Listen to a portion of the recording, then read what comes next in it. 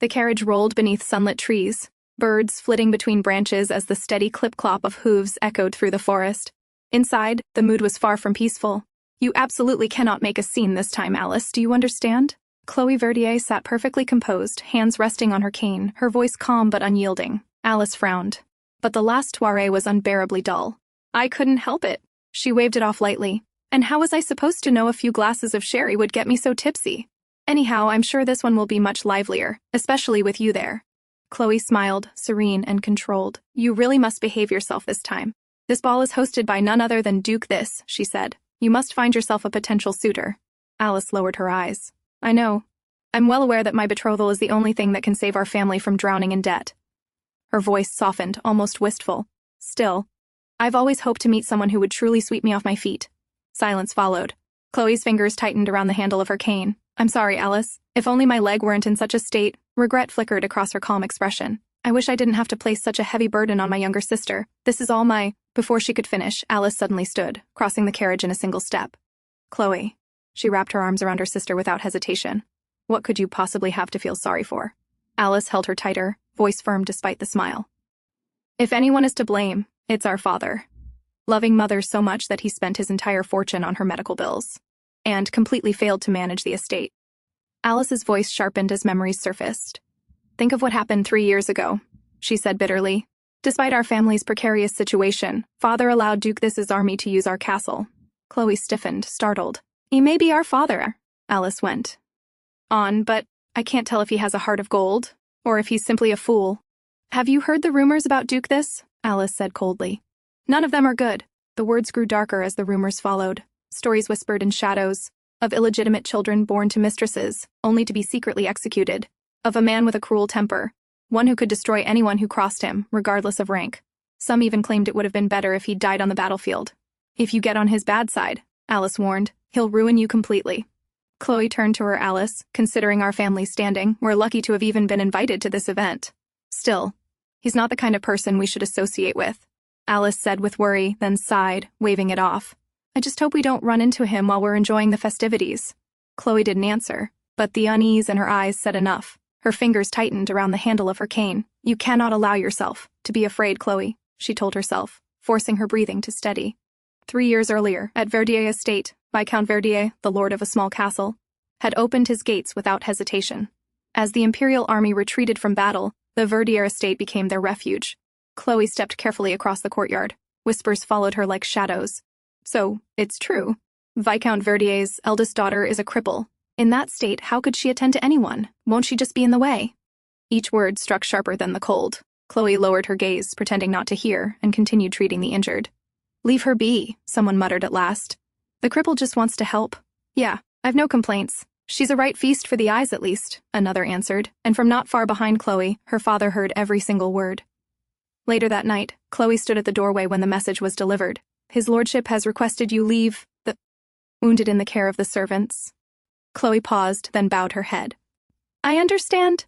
She sat on the edge of her bed, cane resting against her knee. "Did I cause father to worry?" A soft sigh escaped her lips. Still, her eyes lifted slowly, resolve returning in quiet measure. "Imagine the pain they're experiencing," she thought. "No wonder they're on edge." Just then, "Attention!" The sudden shout cut through the night.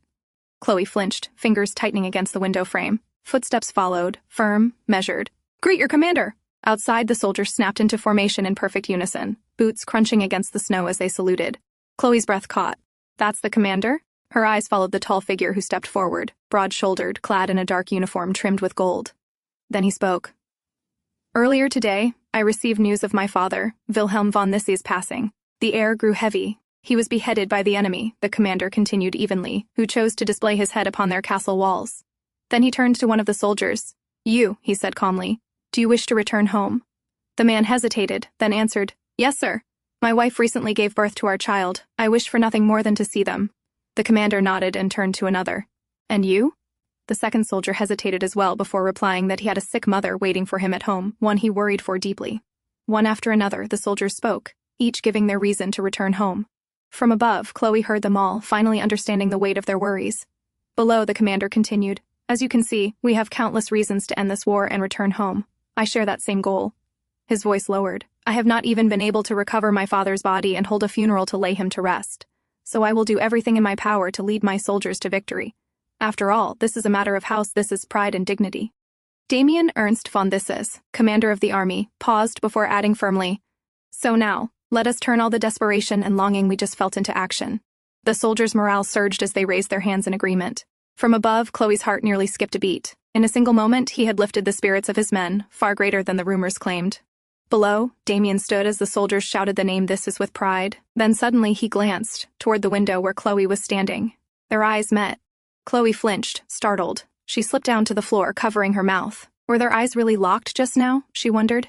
After a moment, she peeked through the window again, only to see that the man had already turned away with his soldiers. She let out a heavy sigh.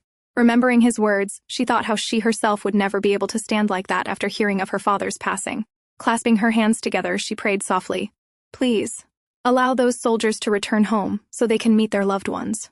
Below, the man who had turned away earlier paused. Slowly, he looked back toward the window, his fierce gaze piercing through the glass, as if searching for the woman he had seen only moments ago.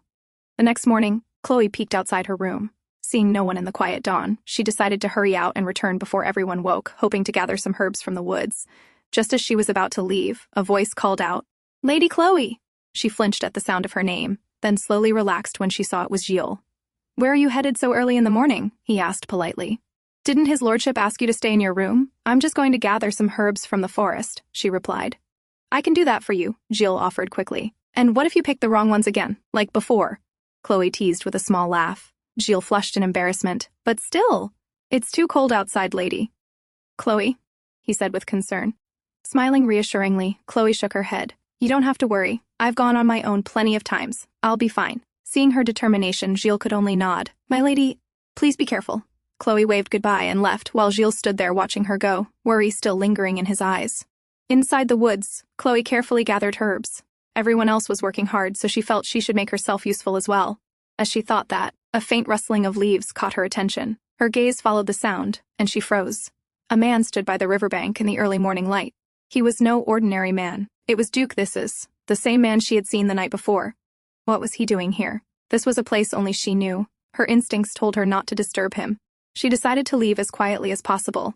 But in her haste, her cane pressed down on a dried leaf. The man turned sharply. Who's there? He demanded. What is your name? Chloe hesitated, then stepped forward. My apologies, Your Grace. I am Chloe Verdier, eldest daughter of Viscount Verdier. He strode toward her and stopped directly in front of her, his gaze fixed on her as if assessing something. After a moment, he spoke coldly. I've been noticing a pattern since last night. Chloe flinched. It seems Lord Verdier's eldest daughter has a habit of spying on others. Like a rat. She let out a slow breath and bowed slightly. I apologize if I've offended you, Your Grace. I swear on my name that I had no such intention just now. Oh? He raised a brow. So you did yesterday? Then, with an arrogant edge, he asked, Did your father order you to seduce me? Chloe froze, utterly stunned by his words. Damien continued coolly. So Lord Verdier isn't as naive as he looks. What an ambitious fellow.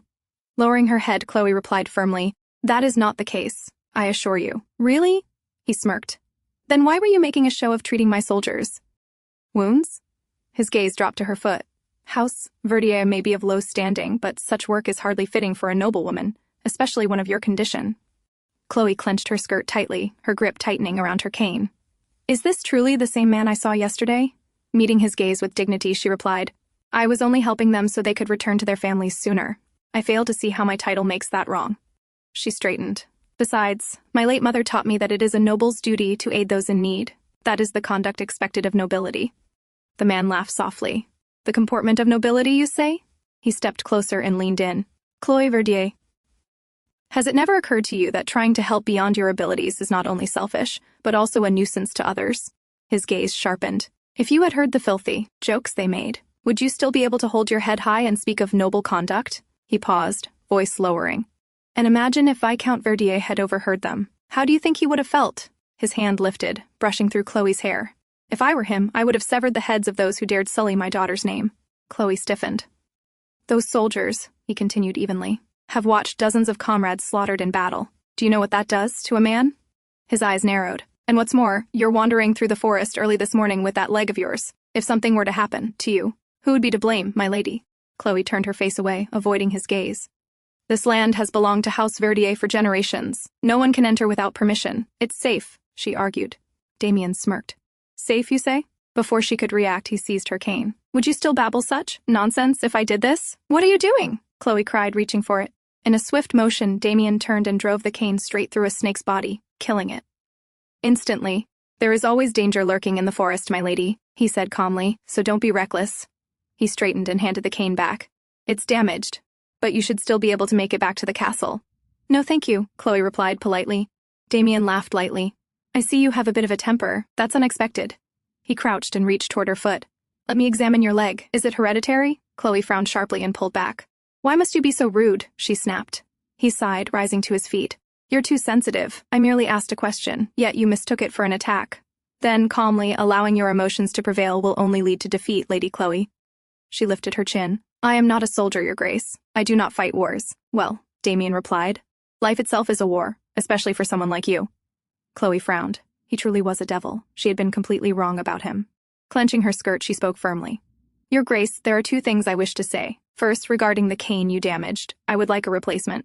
Damien smiled. No problem. I'll speak to the woodmaker as soon as I return to the barracks. No, Chloe interrupted. She met his eyes. I want a cane made from the birch trees that grow on this estate. Damien's brow furrowed. It was an unusual request. Chloe continued, I heard yesterday that you intend to return victorious from this war. Damien smiled and slowly raised his hand, playing with her hair. My lady, what if I were to give you something even better? She looked at him carefully, searching for his intent. It seems your father definitely wants something more, he added coolly. Chloe understood at once. She pushed his hand away. And that brings me to my second point, she spoke steadily. If my father has ever praised his daughters in front of you, it was purely out of fatherly love. Though he adores us, he is not a fool who would forget that House Verdier stands far below House this in rank, she continued without wavering. You are not the only one who would prefer not to be involved with an impaired woman. The same is true of all men. I am well aware of that. Damien frowned. Why not save such self-disparagement for your journal, he advised. No, Chloe replied, turning away. There is no disparagement in truth, she said as she began to limp forward. And I would like to make one thing clear. Though you are free to pity me, you have no right to assume I am unhappy, or that my life is a war. Behind her, Damien spoke again. Does that mean you're happy living as you are? If you believe that, then your life will never change. Chloe paused. After a moment, she turned back to face him. Yes, I am. Her voice was steady. Living a peaceful, unchanging life on the land where I was born for the rest of my days, that is happiness to me. After that, Chloe Verdier did not remember how she made it back after her encounter with him. All she recalled was how the cold of that early morning wrapped around her entire day like a snake. When she finally awoke, the man had already left with his soldiers. After that, a long time passed before she ever returned to the forest again. And now, 3 years later, Chloe Verdier arrived at Castle Rose of House Thisse with her sister. The castle was as extravagant as the rumors claimed. Built solely for the Duke's entertainment, it was meant to be used for only a single season. Chloe and Alice sat at a side table, quietly taking in the beauty of the castle, when a young man approached. You've arrived, Lady Alice, he said in greeting. He bent slightly and offered his hand. May I ask you for the next dance? Alice accepted with a smile and introduced Chloe to him. The man bowed respectfully, and Chloe returned the gesture. Feeling obliged, he seemed about to ask Chloe as well, but his eyes fell on the cane in her hand, and he hesitated. Sensing his awkwardness, Chloe smiled gently. Watching people dance beautifully is a joy in itself, she said softly. Though I do appreciate the thought. It was her way of preserving her dignity. Lord Cormier led Alice to the dance floor, and the music began. Sitting aside, Chloe felt a quiet sense of relief. It seemed everyone had finally forgotten the scene Alice had caused at the last ball. Count Cormier appeared to be a fine match for her sister. There was nothing negative said about him anywhere, and Chloe found herself glad. She even considered thanking Duke Thisse for the invitation. Though, after how their first meeting had gone, it would have been better to avoid him altogether. Still, it wouldn't be proper. And besides, why had he invited them at all? Was it because their father had helped him and his army 3 years ago? Yet he hadn't seemed like a man who appreciated another's kindness. Chloe could only hope that if she did run into him, he might have already forgotten her. Lost in thought, she was startled by whispers. Look, the Duke has arrived. Her heart sank. When she looked up, she realized the man was already standing in front of her. So he remembered her. With a quiet sigh, Chloe rose and stepped forward. Greetings, Your Grace, she said, bowing. Damien smiled faintly. It's been a while, Lady Chloe Verdier. I am indebted to your father and wish to thank him in person, but I have been quite busy, he continued. So thank you for accepting my invitation. He inclined his head slightly. Then his gaze fell to the cane she was holding. Without hesitation, he raised his hand. "If it is not too much to ask, may I have this dance?" Chloe stared at him, utterly confused. What did this man think he was doing? Whispers immediately filled the room. Did he not see her cane? One murmured. Lady Verdier must have done something to antagonize House This, another whispered. Chloe, who had been standing quietly and listening, finally spoke. "My sincere apologies, Your Grace, but I'm afraid I'm not proficient enough to be your dance partner." The man she had met years ago hadn't changed one bit. Damien stepped closer. "Are you turning me down because others have already asked you, and I might have to wait?" he asked lightly. "If so, I hope you aren't rejecting me. I would very much like a dance with you." He smiled as he spoke, yet every word made Chloe uncomfortable. "Are you tormenting an innocent young woman again, Damien?" A voice cut through the tension. "Can't you see the poor girl is about to break into tears?" It was Johannes, the first prince of the kingdom of Swanton. He stepped closer, his tone sharp. "She's already declined your invitation. It's hardly gentlemanly to continue harassing her. Did you forget your manners after spending time on the battlefield?" Damien glanced at him coolly. "Asking a beautiful woman to dance is not something I would consider poor etiquette." He then looked back at the woman in front of him, "And I'm sure she isn't the type to cry easily." Johannes sighed and turned to Chloe. "I apologize on behalf of my cousin." Chloe met his gaze calmly. "Your Highness, there's no need to apologize. His Grace was merely being considerate, thinking I might end up a wallflower due to my condition." Johannes studied her with interest. "What a clever young lady," he said. "What is your name?" "I am Chloe Verdier, the eldest daughter of House Verdier," she introduced herself. Damien stood silently beside them, watching the exchange. House Verdier," Johannes said. "I would very much like to meet your father someday, the man who raised such a beautiful daughter to be so bold." He patted Chloe's shoulder lightly. Damien's brow furrowed at the sight. Chloe bowed deeply. "My apologies, Your Highness, but I am here today with my younger sister, not my father." As she finished speaking, she suddenly realized something. Alice, she scanned the ballroom, but her sister was nowhere to be seen. "Is that so?" Johannes replied. "Then introduce her to me later." With that, he departed. Damien watched Chloe carefully, understanding at once why she looked flustered. He leaned closer. "Where is your sister, Lady Chloe?" "She was just here," Chloe said anxiously. "I can't see her anywhere. Please allow me to look for her." As she turned to leave, Damien caught her hand, still gripping the cane. "Chloe Verdier," he whispered, leaning in. "Do you remember our little agreement regarding your cane?" She looked at him sharply. "Unless you're going to give me a new one, please let go of my hand." "Don't worry," he replied calmly. "You'll get it soon." He yanked the cane from her grasp and offered his arm instead. "It would be troublesome if your sister were inebriated and indisposed again, wouldn't it?" he said smoothly. "And this castle is vast. As its master, I shall guide you." After failing to find Alice inside the ballroom, Damien led Chloe outside toward the rose garden. "It seems you've practiced walking on your own quite a bit," he remarked. As they descended the steps, Chloe felt herself waver, certain she might fall. "That must be painful," he added calmly. She tightened her grip on his hand, the only support she had. "No, I'm fine. You're very kind, Your Grace," she replied. Damien smirked. "I see you still have that fighting spirit." Chloe sighed quietly, regretting having let him take her cane. As they walked, his gaze drifted to her hair. "Who put those hair ornaments in for you?" he asked suddenly. Startled by the question, she looked at him. "I did it myself," she answered after a moment. "No wonder it's a mess," he said, his eyes still fixed on her. Chloe felt his gaze pricking her skin. Her face flushed as she asked softly, "Please, return my cane." "Oh, shall I?" he replied lightly. "But we're already here, and I was informed a young woman was spotted in this garden. It might be your sister." Chloe could only pray inwardly that Alice hadn't done anything reckless. As they moved forward, a breathless moan reached their ears, ragged, urgent. Chloe's eyes widened in shock. Two figures came into view, entwined and kissing passionately. And one of them was her sister, Alice. Realizing Chloe was there, Alice tried to push the man clinging to her away, but he didn't budge. "Oh my," Damien muttered under his breath. "What on earth are you doing?" Chloe asked, flustered. At last, Alice shoved the man back. "Go," she urged. "You'll be in danger if they catch you." "I don't care," he replied with a smirk. "Please, Eddie," Alice pleaded. Chloe flinched at the name. She had heard it before. Alice had once told her about a man she met at a village festival, a bohemian she spoke of with a smile. Never in her dreams had Chloe imagined they would meet again like this after the man finally left. Alice ran straight to her sister. "Chloe, Eddie just appeared out of nowhere." "Stop talking, Alice," Chloe said firmly, "and go back to the carriage, now." As Alice dashed back toward the carriage, Damien and Chloe were left standing alone. The air turned awkward, heavy, suffocating. Damien broke the silence first. It seems the younger daughter of House Verdier will be setting tongues wagging yet again, he said coolly. She certainly has a talent for causing scandal whenever she appears in high society. Chloe lowered her head, trembling. I beg you. Please do not speak of this to anyone. But Damien was not easily persuaded. He leaned closer. And why shouldn't I? Then he added calmly, I'm sure you're aware no one would find fault if I were to punish your family for bringing an unauthorized person into my estate. Chloe's hands shook. She knew she had no choice. If she failed to convince him, her family's ruin was certain. She dropped to the ground and bowed deeply. This is my fault for not keeping an eye on her, she said urgently.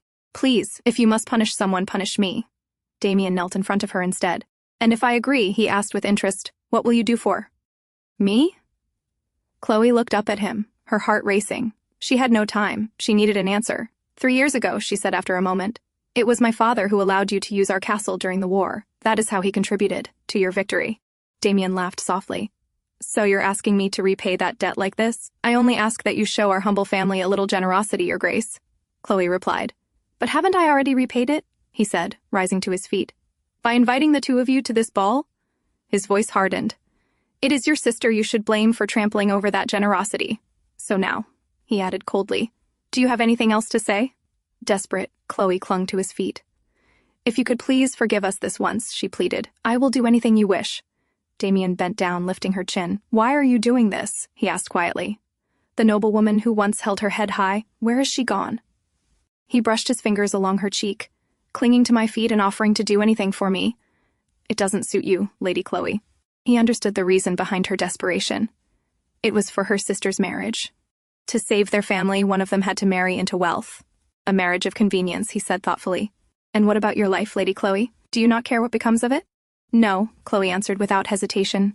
To me, happiness is seeing the people I love well cared for. And you're willing to do anything to achieve that? He asked. If it is within my ability, she replied. Damien narrowed his eyes. Interesting, he murmured. Then I'll have to think about what you might be able to do for me in return.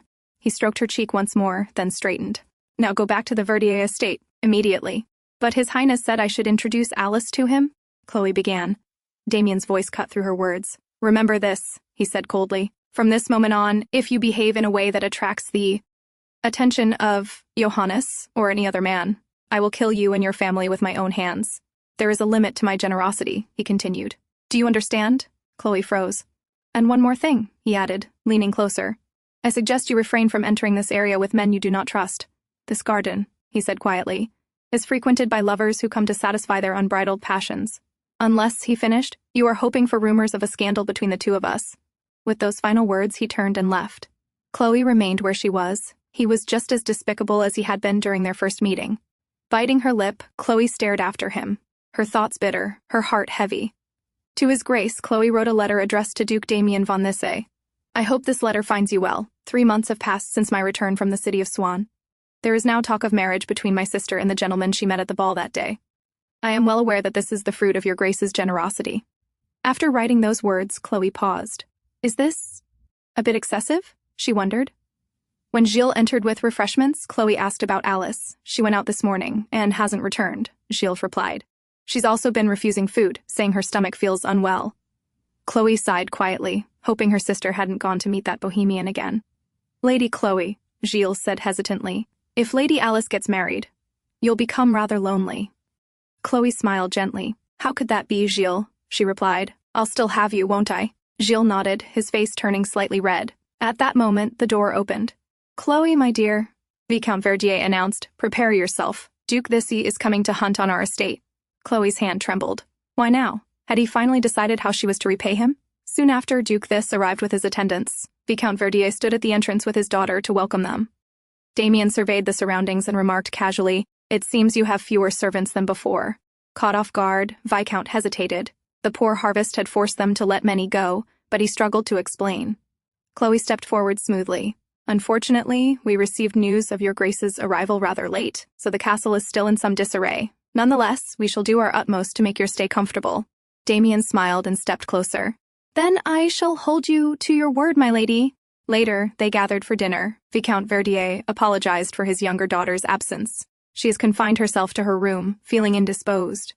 I hope it's nothing serious, Damien replied with a smile. Then his gaze shifted to Chloe. But what a pity, he added lightly. It seems this course is not to Lady Chloe's liking. Chloe lowered her eyes. I'm afraid it's simply the recent hot weather. I have little appetite.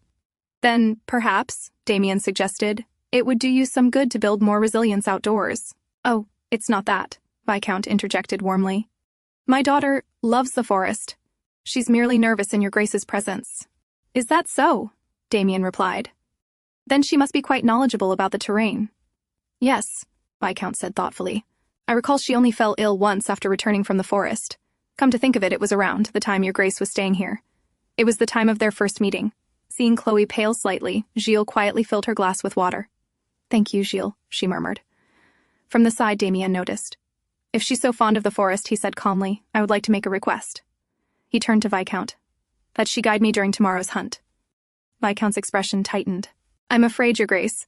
Chloe may be a hindrance due to her condition. If you allow, I could find someone else. I'd like to hear what she thinks, Damien cut in. He turned directly to her. Lady. Chloe, will you accompany me? Chloe understood at once. He already knew her answer. If your Grace permits an attendant to lead my horse, she replied carefully, I will be happy to accompany you. Damien smiled brightly. No, Lady Chloe, you shall be riding with me on my horse.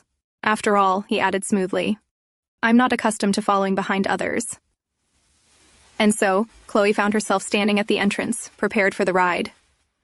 Damien soon arrived astride his horse. She turned to Gilles. Gilles, will you hold my cane? He accepted it, worry clear on his face. Will you be all right, my lady? Chloe nodded. Behind her, Damien's brows furrowed slightly. As they rode together, Damien spoke casually. It seems you're quite familiar with that attendant of yours. You must be referring to Gilles, Chloe replied. He has been with our family since he was young. When other servants left due to unpaid wages, he chose to remain with us. To our family, Gilles is much more than an attendant. Damien suddenly pulled the reins tight. Hold on, my lady, he said. Then, with a hint of amusement, he asked, Now tell me, which direction? Left or right?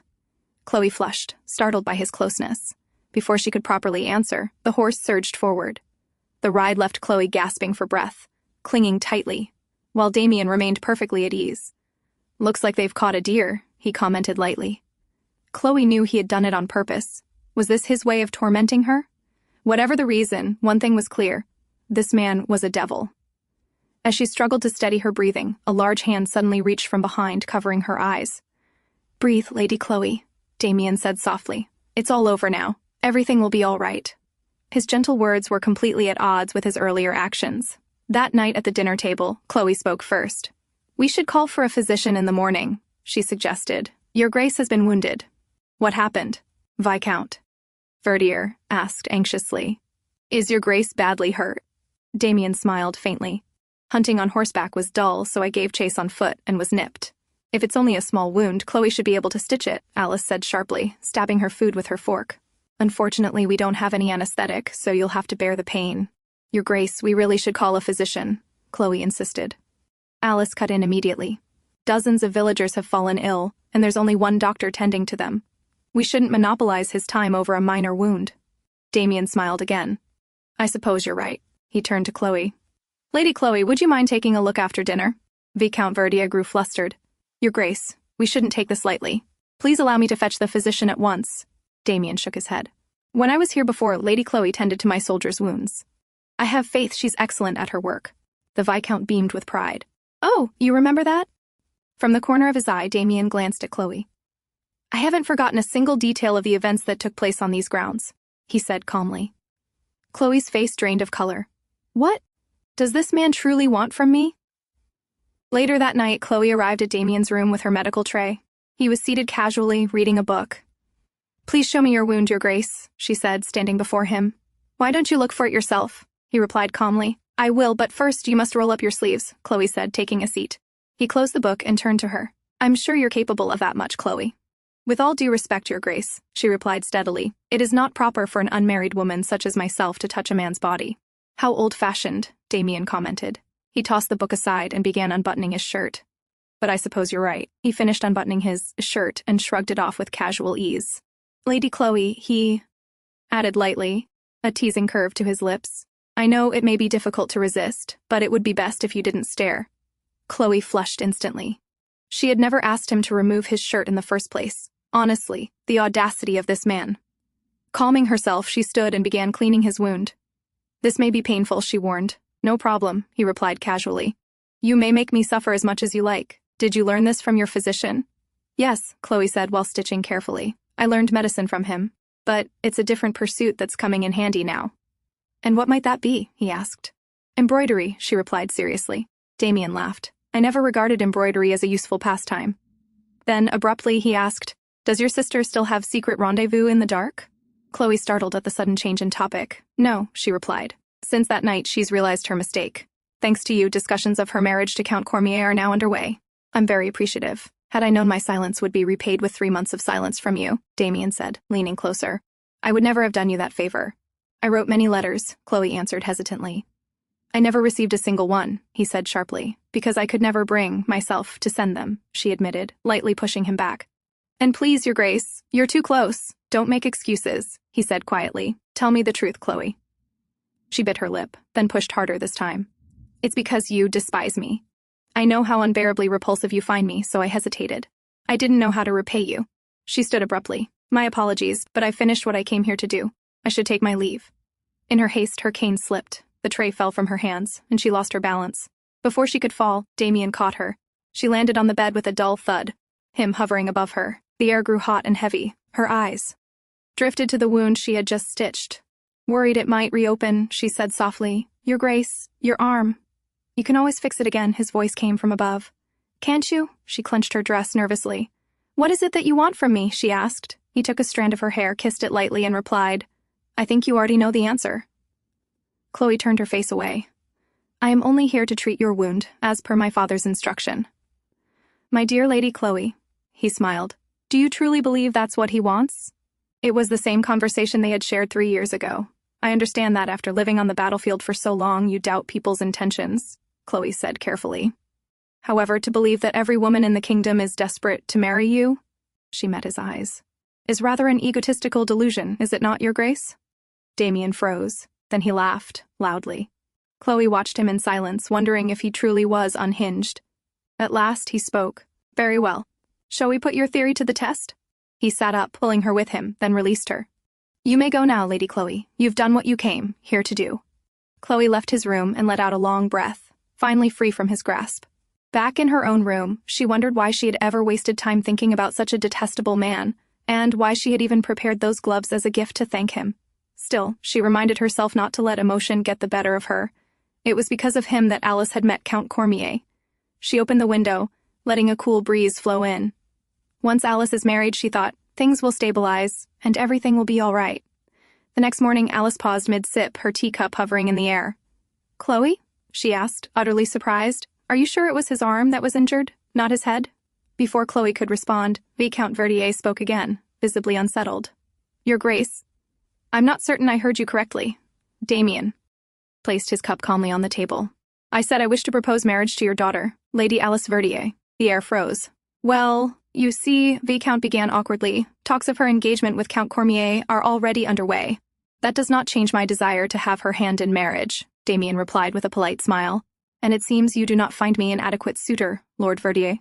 The tension in the hall thickened. No one knew how to react to the Duke's sudden proposal. "That is not the case, Your Grace," Viscount said hastily. "Regardless of my own thoughts, I must respect my daughter's wishes." Damien rose from his seat. "Indeed you must. I will give you 3 days to deliberate," he continued. "In the meantime, I shall stay at my villa on the neighboring estate." He turned toward Chloe, fastening his gloves. "I hope you will give this matter thorough consideration." Then he left. Alice fled to her room, sobbing. "I never asked to become a duchess," she cried. "I know this is a wonderful opportunity for you, but—" "Alice," Chloe said gently, trying to calm her, "if you don't want this, you don't have to go through with it." She didn't understand why the Duke had suddenly proposed. "Is this connected to the test he mentioned last night?" "I'll speak to father," Chloe assured her. Alice clung to her desperately. "What will happen if I refuse the Duke? But don't cry," Chloe said softly. "Everything will be all right," but Alice's heart held something else entirely. "I'm in love with Eddie," she confessed. "Alice, that man is—" Chloe began, but Alice cut her off, her voice breaking. "I'm carrying his child, Chloe." The words struck like lightning. "What can I do?" Alice sobbed. Chloe was utterly stunned. Later, Chloe sat alone in her room.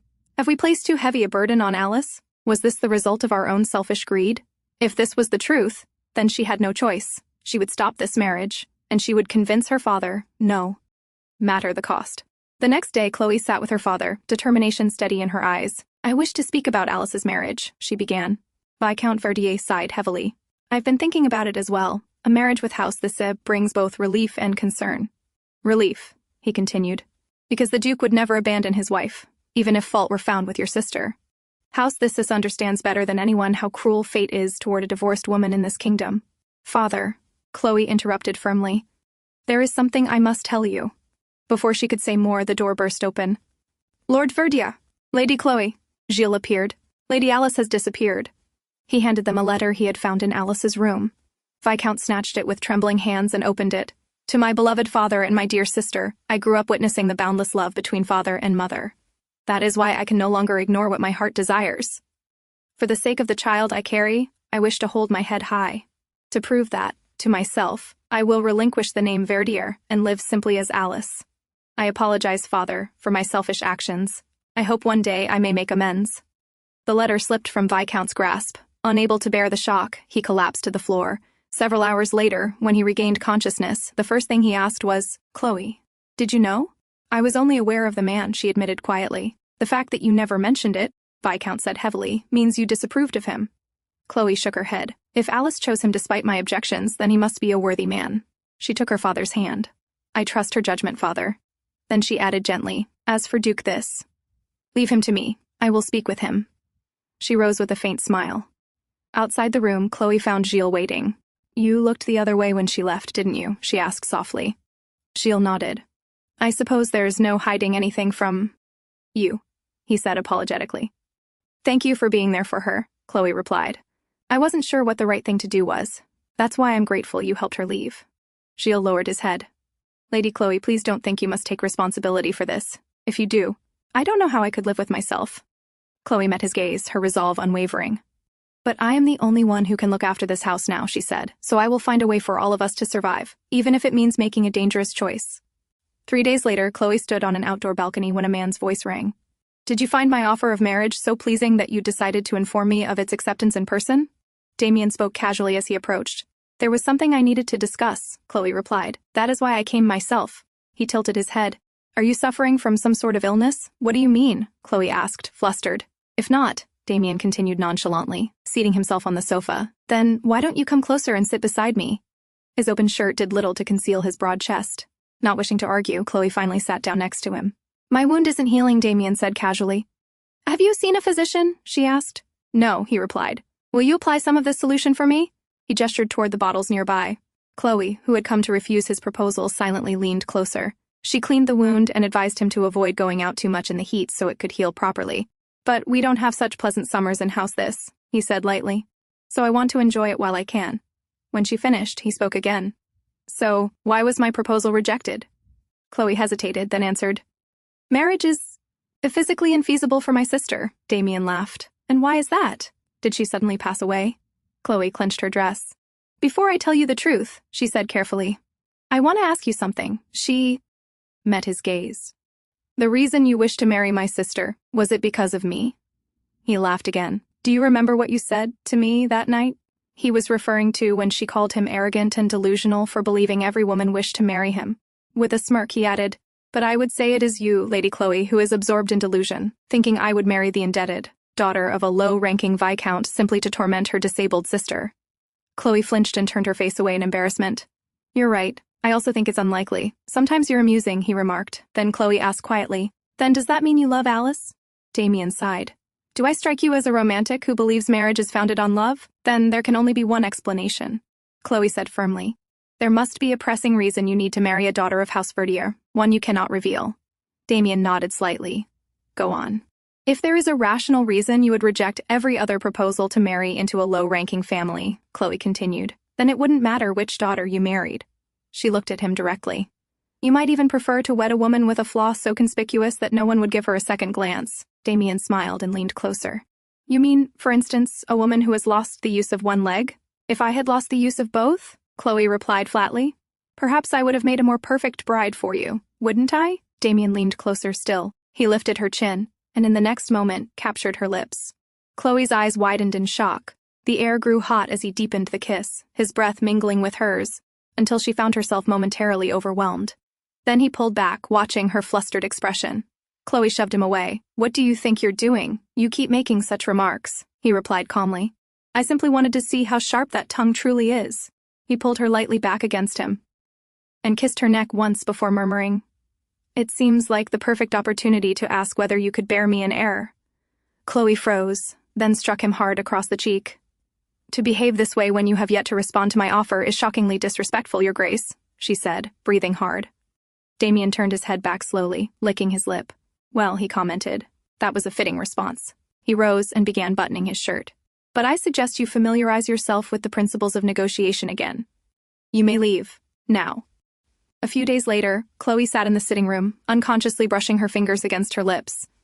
The memory of that kiss still lingered there. "Are you all right, my lady?" Gilles asked with concern.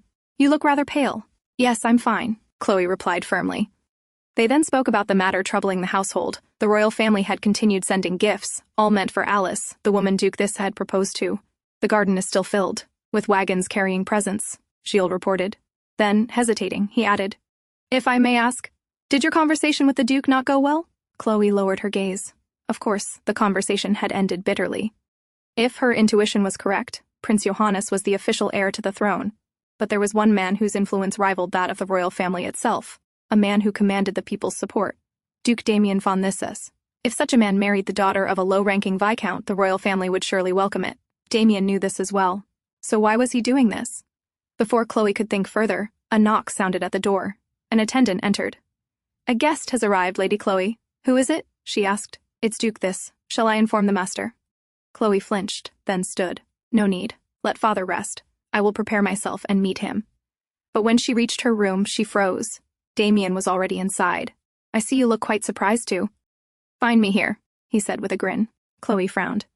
"It is improper to enter a lady's room without permission, Your Grace." "I couldn't help myself," he replied as he rose. "I missed you too much. This is a private space," Chloe said firmly. "Let us go to the drawing room." Damien stepped closer, blocking her path. "That won't be necessary, my lady." He toyed with a strand of her hair. "Our relationship will soon be such that privacy between us won't be required."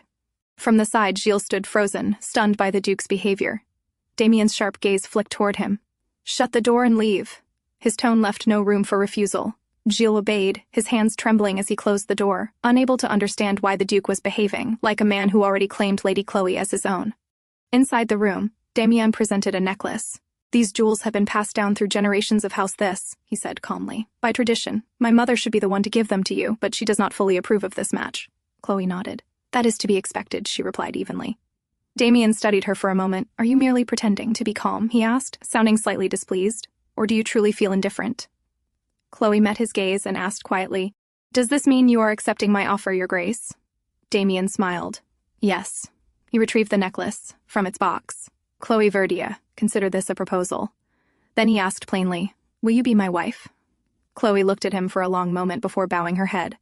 "I am truly grateful that you have decided to accept my offer." "Grateful?" he echoed. "And how will you prove that?" "I will do my utmost to assist you in every endeavor you undertake," she replied firmly. "And what do you think I want?" he asked, returning the necklace to the box. "What do you believe I seek from you?" Chloe hesitated. "Must I run my tongue across your lips again to make you speak?" he added coolly, lowering her head. She answered, "I believe it is power that you seek, though I am too short-sighted to know your precise intentions." "Chloe," he said sharply, "you are not short-sighted. From now on, you are not to say such things." She flinched, then nodded. "I will do everything within my capacity to assist you. And if, in the future, you wish for a divorce, I will willingly accept it." "You would grant me a divorce?" he scoffed. "How insolent. Your arrogance infuriates me." "I apologize if that is how it sounded," Chloe said quietly. "That was not my intention." "Then what is your intention?" he pressed. "What is it that you want from me?" Clenching her dress, Chloe finally said, I want to be a duchess." Damien stood, retrieved the necklace, and placed it around her neck. Chloe froze, hardly believing what was happening. Leaning in from behind, he whispered, "How does it feel to wear the jewel of House Thisse?" Her neck flushed red. "It feels heavy, Your Grace. This is nothing compared to the responsibility you will bear as a duchess," he replied softly. "Do you still wish to be my wife?" She turned slightly toward him and answered firmly, "I wish for nothing more than that right now." "I see," he murmured, brushing his thumb against her lips.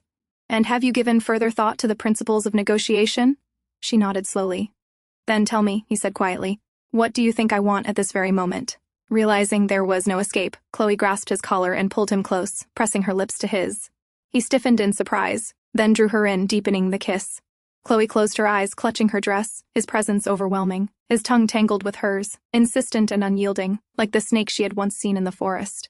At last she released his collar, her face burning. "Is this too much for you?" he asked. Unable to find her voice, she only nodded. He smiled. "You will have to grow accustomed to it. Things will only become more intense from here on, my dear wife-to-be." And in that moment, Chloe understood. She was now bound to this man for the rest of her life. Later, the decision of their marriage was announced to Viscount Verdier.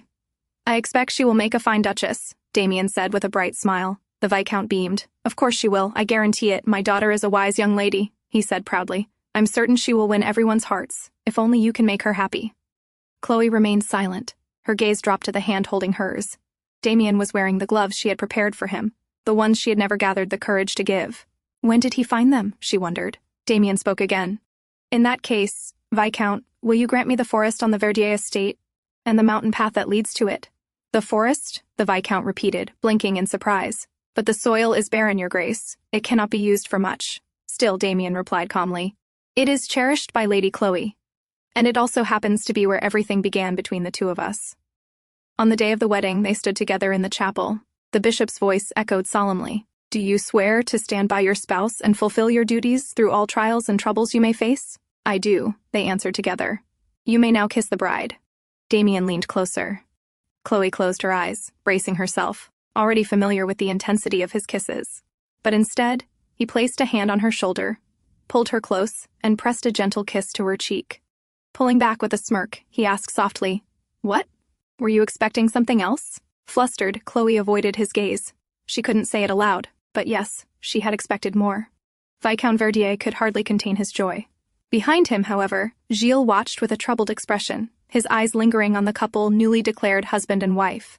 "Chloe?" Damien called. She looked up, only for him to suddenly wrap an arm around her waist and lift her into his arms. "Please, put me down," she protested, startled by the sudden motion.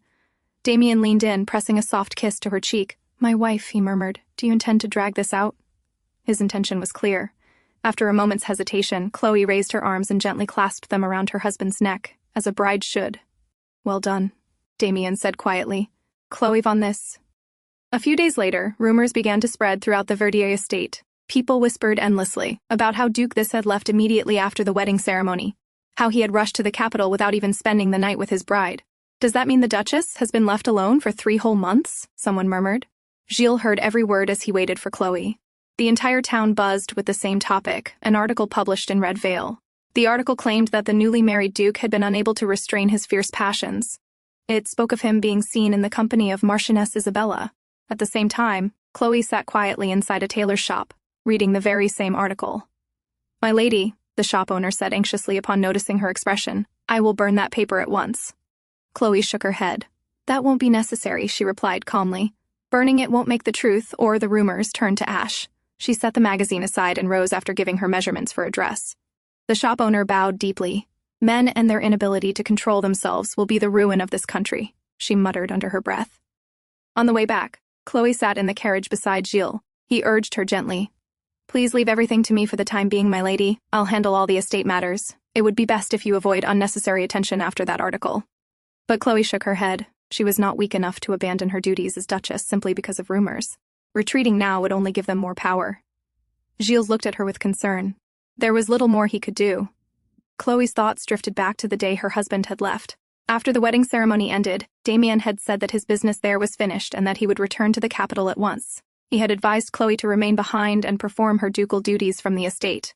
Not once in the past 3 months had he replied to her letters. Could that article be the reason, she wondered? Truthfully, she had never expected anything from this marriage. There was no reason such rumors should affect her. And yet, they left behind an unease she could not quite name. Noticing her troubled expression, Gilles spoke again. "Lady Chloe, there is good news waiting for you at the manor." "Good news?" she asked, startled. "What is it?" "A letter arrived from Lady Alice," he said. "It's short, but it seems she's doing well." At once, the color returned to Chloe's face. If Alice was safe and happy with the man she had chosen, if her father was doing well, if the people of Verdier were in high spirits because their lady had become a duchess, then perhaps that was enough. In truth, she would have preferred to live apart from him anyway, unaware that once she had bound herself to that man, a peaceful life of her own choosing was never truly an option. As I mentioned in my previous letter, all is well at the Verdier estate thanks to you, Your Grace. I hope the business that called you away will soon be settled. I shall write again should anything noteworthy arise. Sincerely, Chloe Verdier. Damien finished reading the letter. A smirk curved his lips. Chloe Verdier, he murmured. Does she not intend to take my name?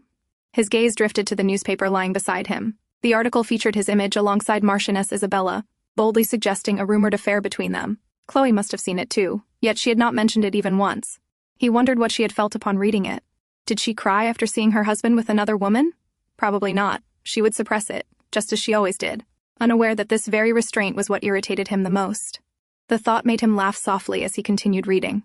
The article went on about how Duke Thisse had carried on a secret affair during what should have been his honeymoon period, strengthening Prince Johannes's position. While rumors of the king's failing health continued to circulate, they had reported exactly what he had fed them. His mind returned to Chloe's words. I believe it is power you desire, and I will do my best to assist you in every way. He scoffed. As if she could truly do anything, and yet, whenever he thought of her, an inexplicable urge rose within him, something sharp and restless. From the moment he first saw her tending to wounded soldiers, when she herself looked barely able to stand, that strange feeling had begun, and it only grew stronger each time he saw her. Damien opened a drawer and pulled out a pair of gloves. A sudden thirst stirred. She loved embroidery. Perhaps I should lock her in a room and let her embroider all day, he thought. And if she runs out of fabric, I could even let her embroider my body. The following day, Damien visited the king. The old man lay bedridden, his breathing labored. My days are numbered, the king said weakly. So I trust you will serve Johannes even after I am gone. With a sigh, he added, You are aware he is not of sound mind. Swear before God that you will remain loyal to him. Damien's brow furrowed. I will, he replied coolly, if he is worthy of my loyalty. What did you say? The king demanded, coughing violently. Do not forget, it is your duty to serve the king. Damien's expression hardened. Then the future of this country is clear, he said coldly. It will be ruined by a man who has gone mad, while no one dares to acknowledge it. He paused, then added lightly, Oh, but I take that back. His madness, and the people who died by his hands, have already begun to surface. Rumors of bodies pulled from his chambers are spreading. It won't be long before they are no longer dismissed as rumors. Damien rose to his feet. Your Majesty, I have risked my life on the battlefield for this country, he said firmly, and I will always be ready to fight for it. So it is only right, he continued, that the throne belongs to a man worthy of it. Don't you agree? The king shouted in fury. What do you dare imply? Since when have you harbored such self-serving ambitions? Damien had already turned away, but stopped. He glanced back over his shoulder. Since when? He murmured. Then, facing the king with a confident smile, he answered, Since the day I was born. Meanwhile, Chloe sat on the sofa, her thoughts repeatedly drifting back to the article. She tried, and failed, to distract herself. Just then, Viscount Verdier entered. Chloe, dear, he said gently, a letter has arrived for you, from your grace. She froze. He had not written to her even once since leaving. So why now? She opened the letter. To my beloved wife, Chloe von Thisse. He had deliberately written her name with his. Wait for me at the Thisse estate while carrying out your duties as Duchess. I hope you have been looking forward to our meeting as impatiently as I have. Your husband, Damien Ernst von Thisse, the next day, Viscount Verdier entrusted Gilles with escorting Chloe to the Thisse estate. Gilles bowed and nodded in acknowledgement, but the Viscount's heart was heavy as he prepared to send his daughter away. Noticing his worry, Chloe stepped forward and wrapped her arms around him. Father, you don't need to worry, she said gently. His Grace cherishes me. I will be all right. Even as she said it, she knew she didn't want to go. But she had no choice. I will be fine, she added with a small smile. So please, send me off with a smile as well. During the journey, Chloe sat quietly in the train coach, while Gilles spoke with some embarrassment. Lady Chloe, I would have been perfectly fine riding in the freight car. This feels far too extravagant for me. Chloe smiled softly. We have 2 long days of travel ahead, and soon I'll be spending much of my time alone. Along the way, they watched the snow slowly melting, a sign that spring would soon arrive. After the long journey, they finally reached the birch castle of House Thisse. A single head maid arrived to welcome them. I am Eliza, she introduced herself, bowing. The castle was vast, yet only one person had come to greet Chloe. It was clear enough, she was not particularly welcome. Setting that aside, Chloe requested politely, Please prepare food for Gilles for his return journey. The maid glanced at her irritably. I've already assigned that task to a maidservant. She then turned sharply. Please follow me. Chloe turned back to Gilles. I'm sorry, I won't be able to see you off. Have a safe journey home, Gilles. As she followed the head maid, limping slightly, Gilles watched her with deep concern until she disappeared from sight. Inside, Chloe bowed respectfully. My name is Chloe. It is an honor to finally meet you. Raise your head, a woman ordered.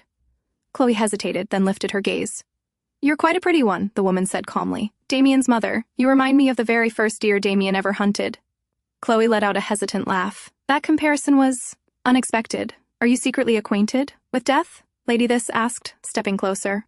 Or perhaps knowledgeable about the skeletons hidden in the royal family's closet? Nothing of the sort, Your Grace, Chloe replied quickly. Then that means he chose you for reasons beyond mere practicality, Lady Thisse said, brushing Chloe's hair aside. I see you're beautiful, but hunting a deer with an injured leg is rather unusual for my son. When he asked me for the family jewels, I could hardly believe my ears. She waved her hand dismissively, then lifted Chloe's chin. Or perhaps it was simply curiosity. He does enjoy a thrill now and then. I'm not certain why he chose me, Chloe said firmly, but I intend to serve him to the best of my ability, despite my shortcomings. You're brighter than I expected, Lady Thisse replied, and quite pretty. My jewels will suit you well. You're clever too. You'll be of great help to me in this castle. Then, smiling brightly, she added, Now that you're here, how about I tell you what Damien was like as a child? Later that night, Chloe finally lay down on her bed. Damien's mother had spent hours proudly boasting about her son. Like mother, like son, Chloe thought. Arrogant as he was, one thing was clear. He had been deeply adored as a child. Exhausted, she turned onto her side. That was when she noticed a framed portrait of her husband beside the bed. It was almost as if he were there. Chloe sighed. He even placed a portrait of himself in his wife's bedchamber. Soon enough, her thoughts faded, and sleep finally claimed her. I was surprised you shut yourself away in the study for 3 days right after arriving, Lady Thisse said lightly. Then she chuckled. I see now, you're quite like Damien. Once he focuses on something, he barely notices the sun rising. She set her cup down and asked calmly, So, what was it you wished to discuss? Chloe hesitated, then spoke carefully. Eliza, would you mind giving us some privacy? Eliza's expression hardened at once, but Lady Thisse waved a hand dismissively. There's no need. Eliza has served this household since the day Damien was born. I consider her family. Chloe's expression tightened. She recalled the letter that had arrived from her husband. To my dear Duchess. How are you finding life at Birch Castle? I trust you are performing your duties satisfactorily, and I hope you will not disappoint me. Missing you very much, Damien. To Chloe, it felt less like a letter, and more like a warning. Still, she was a duchess now. She had to fulfill her duty. After 3 days of reviewing the ledgers, she finally spoke. After examining the accounts, Chloe began. I discovered several discrepancies in the castle's finances. Lady Thisse slowly placed her teacup down. My dear, she said coolly, overseeing a castle of this size is no simple task. Yes, Chloe replied, but the records don't clearly show where the funds are being spent. Chloe continued steadily. The tax amounts collected from the people do not add up. There is also a discrepancy between the number of wine bottles recorded in the cellar and those listed in the ledgers. This isn't an isolated incident, Chloe added. These irregularities appear repeatedly. She paused, and they began around the time Eliza assumed the role of steward. Chloe's gaze shifted toward Eliza. Eliza trembled. Never, in her dreams, had she imagined being exposed by a woman who had arrived only 3 days ago as Eliza began to sob. Lady Thisse reached out and grasped her arm. Please leave us for a moment, she ordered. Once Eliza left, Lady Thisse stood abruptly. Why didn't you warn me this was about Eliza? She demanded. We could have discussed this privately. I apologize, Your Grace, Chloe replied evenly. But Eliza is not the only one involved. We must also dismiss the stablemaster, Robinson. Lady Thisse frowned. The stablemaster? What does he have to do with this? To smuggle goods on this scale, Chloe explained. Eliza could not have acted alone. Wagons would have been necessary. Lady Thisse sighed heavily. Those two are loyal servants who supported me during difficult times, she said. Their dismissal is not something to be taken lightly. Chloe lifted her gaze. That is precisely why their dishonesty cannot be forgiven, ma'am, she said firmly. If we overlook this, the crack will only widen. If you turn a blind eye, their transgressions will grow worse. Lady Thisse's expression cracked. Chloe, she snapped. Why do you insist on making everything so difficult? And why do you keep calling me ma'am as though we were strangers? Chloe hesitated, then asked softly. Then, would you permit me to call you mother? That wouldn't be appropriate, either, Lady Thisse scoffed. She stood. This conversation is over. I will discuss this with Damien when he returns and make a decision then. And I have no appetite, she added sharply. You may eat lunch by yourself. Then, shall I bring your meal to your room? Chloe asked. No, Lady Thisse replied curtly. I understand you don't want my company, Chloe began, but skipping meals is harmful for— Enough, Lady Thisse shouted. Must you respond to everything I say? You really are quite exasperating. With that, she brushed past her, leaving Chloe alone in the room. Lunch was served to Chloe, yet no one stayed to accompany her. Even the maid left, quietly closing the door behind her. Only then did Chloe realize how deeply she had made herself disliked. She had overheard whispers, how the lady who had arrived only days ago dared to dismiss a long-serving maid, and how important it was to be prudent when choosing a bride. Her appetite vanished. She missed her father. How is he doing? Did Gilles return safely? Has another letter arrived from Alice? And when will the Duke return? But even if he did, would anything truly change? She remembered his words, perform your duties as Duchess. Chloe let out a quiet sigh and shook her head. Of course not. Driving people into a corner seemed to be a tradition of House Thisse. She stabbed her fork into the food and muttered under her breath, I don't know who's worse, the mother or the son. You seem to be having a pleasant conversation with yourself. A man's voice sounded behind her. Chloe looked up to see Damien standing there smiling down at her. I must have made you very lonely while I was gone, he added with a smirk. Chloe immediately stood. Your Grace. Before she could finish, Lady Thisse rushed in. Damien, my dear son, she exclaimed, embracing him with a radiant smile. Why didn't you say you were coming? I returned because I missed you, Mother, he replied easily. Chloe stood quietly to the side, witnessing the warmth between mother and son. Then Damien's gaze shifted to her. Rushing here made me hungry, he said. I think I'll have something to eat. Of course, Lady Thisse said brightly. I'll have something prepared at once. No need, Damien replied, turning toward the table. There's plenty here. I'll have that. They sat down. Did you find your stay pleasant while I was away, Chloe? He asked casually. Of course, Chloe replied calmly. Everyone has been very kind to me. That's good to hear, Damien said, taking a bite. The next second, he spat it out. Call the chef at once, he ordered coldly. Moments later, the head chef hurried in. How did leftovers meant for the poorhouse end up on the table of House Thisse's? Damien demanded. The poorhouse? The chef murmured, clearly startled. It seems those assigned to set the table must have made a mistake. Who committed such a grave mistake? Damien asked. His voice was so dangerous that the servant responsible immediately fell to their knees, begging for forgiveness. How dare you ask for forgiveness after insulting my family? Damien scoffed. Chloe spoke hurriedly. Your Grace, she said firmly, it is only one meal. Please forgive them. Damien smiled faintly. My wife, this food was meant for the poorhouse. Sitting here and consuming such scraps is an insult to my name. You may come from a humble family, he continued, but even that much should be common sense. Chloe met his gaze.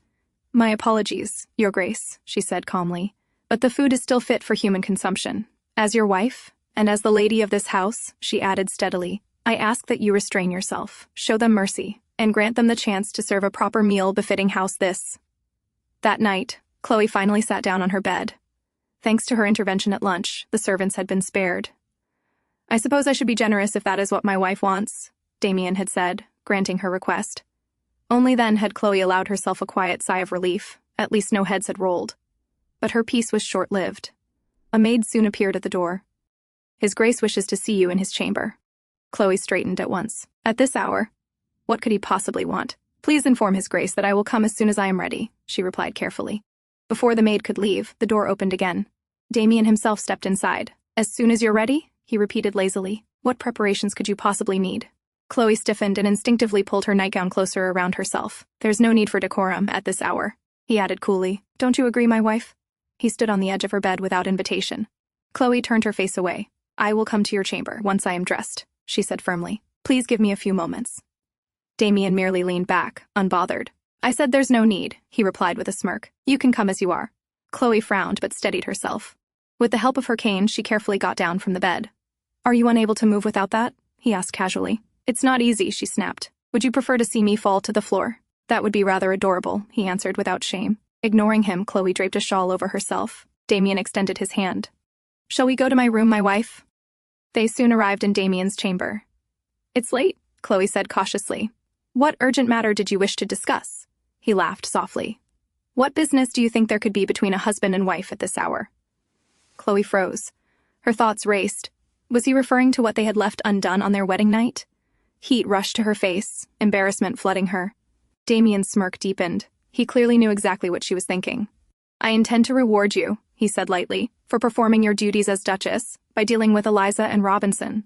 Chloe looked at him in surprise. So, you already knew about their dishonesty? How could I not? he replied with a shrug. I simply turned a blind eye because of my affection for my mother. He stood and walked toward the window. She's far too attached, he continued. She'll be staying at our southern villa for a while. Fresh air will do her good. Then, glancing back at Chloe, he added, It should also make things easier for you here. He retrieved a carefully wrapped box from the side table and returned to her. Open it, he said. Chloe reached out and opened the box. Her eyes widened at what lay inside. I thought I'd give you something more practical, Damien said calmly. You seem to have a habit of losing your cane. It was a brace. Once you get used to it, he continued, you'll be able to walk comfortably without support. He looked at her expectantly. Now try it on so I can see. Chloe stared at it for a moment, then closed the box. Thank you for the gift, she said evenly. But whether I use it or not is at the discretion of the recipient. I'll try it another time. In truth, she didn't know how to use it. And she didn't want to be seen stumbling, especially not in front of him. She knew he would mock her. Then I suppose inviting your servant into your quarters was also at your discretion, Damien said coolly. Chloe's eyes widened in shock. Did you have someone follow us? When you belong to house this, he said coldly, there are always eyes on you. His gaze sharpened. So tell me, why show such generosity to a servant and bring him to my estate? To Chloe the answer was simple. Gilles had been with her family since childhood. He was more family than servant, but Damien's words echoed in her mind. Eliza had served his family since birth, and yet she betrayed them. Chloe let out a quiet sigh. Please, she said softly. I ask you not to insult me. I'm not insulting you, Damien replied. I'm reminding you. He leaned closer. Your faithful servant has not yet left the Thisse station. If people discover he lingered here out of attachment to his mistress, what do you suppose they'll whisper behind your back? Gilles hadn't returned? Why? Chloe couldn't make sense of it, until Damien's voice cut in again. I believe you will not abandon your duties and bring shame upon me, he said coldly. So, Chloe von Thisse, put the brace on. Her fingers clenched in the fabric of her dress. She had no choice. At last, she put it on and tried to walk, only to collapse to the floor the very next moment. Damien knelt beside her at once. What part is uncomfortable? He asked, reaching out to inspect it. Chloe grabbed his hand sharply. Don't. Then answer me, he said firmly. I need to know how to fix it. The whole thing is uncomfortable, she cried, frustration spilling over. I don't need it. It only causes me pain. It will ease with time, Damien replied evenly. Endure it. He brushed his fingers near her eyes. Are you crying? Chloe turned her face away. No, why would I? Damien smiled faintly. Of course. Crying like a child would be unbecoming of a duchess. He slid his hand beneath the hem of her dress to adjust the brace. Your Grace, Chloe whispered. Her breath hitched at the sensation. You truly are a devil, she said through clenched teeth. Damien lifted her chin, a dangerous glint in his eyes. My dear wife, he murmured with a smirk. I've yet to show you just how much of a devil I can be. He tightened his grip on her thigh. Feeling her flinch, he asked quietly, What do you feel right now? Resentment, Chloe answered after a moment. I don't believe you, he said, pulling her leg closer. He leaned in until their chests were nearly touching. Let me ask you again, he insisted. How do you feel? Chloe's heart raced at the closeness. She clenched the fabric of her dress. My heart is beating painfully fast, she admitted. His hand slipped into the brace, loosening it as he spoke. Is your whole body burning like an ember? He murmured. Does your blood rush so fiercely you can barely control your breathing? Slowly, he removed the brace from her leg. Tell me, Chloe, he continued softly. Does your heart feel as though it might burst from your chest?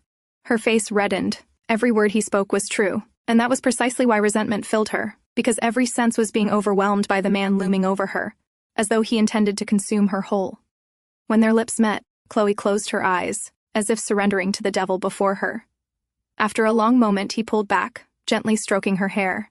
Tell me, he asked, how does it feel to kiss the man you compared to the devil? Her heart still raced, but she couldn't allow herself to be swept away like this. Please, she whispered, allow me to return to my bedchamber. He remained silent, gazing at her for a moment. Then he spoke calmly.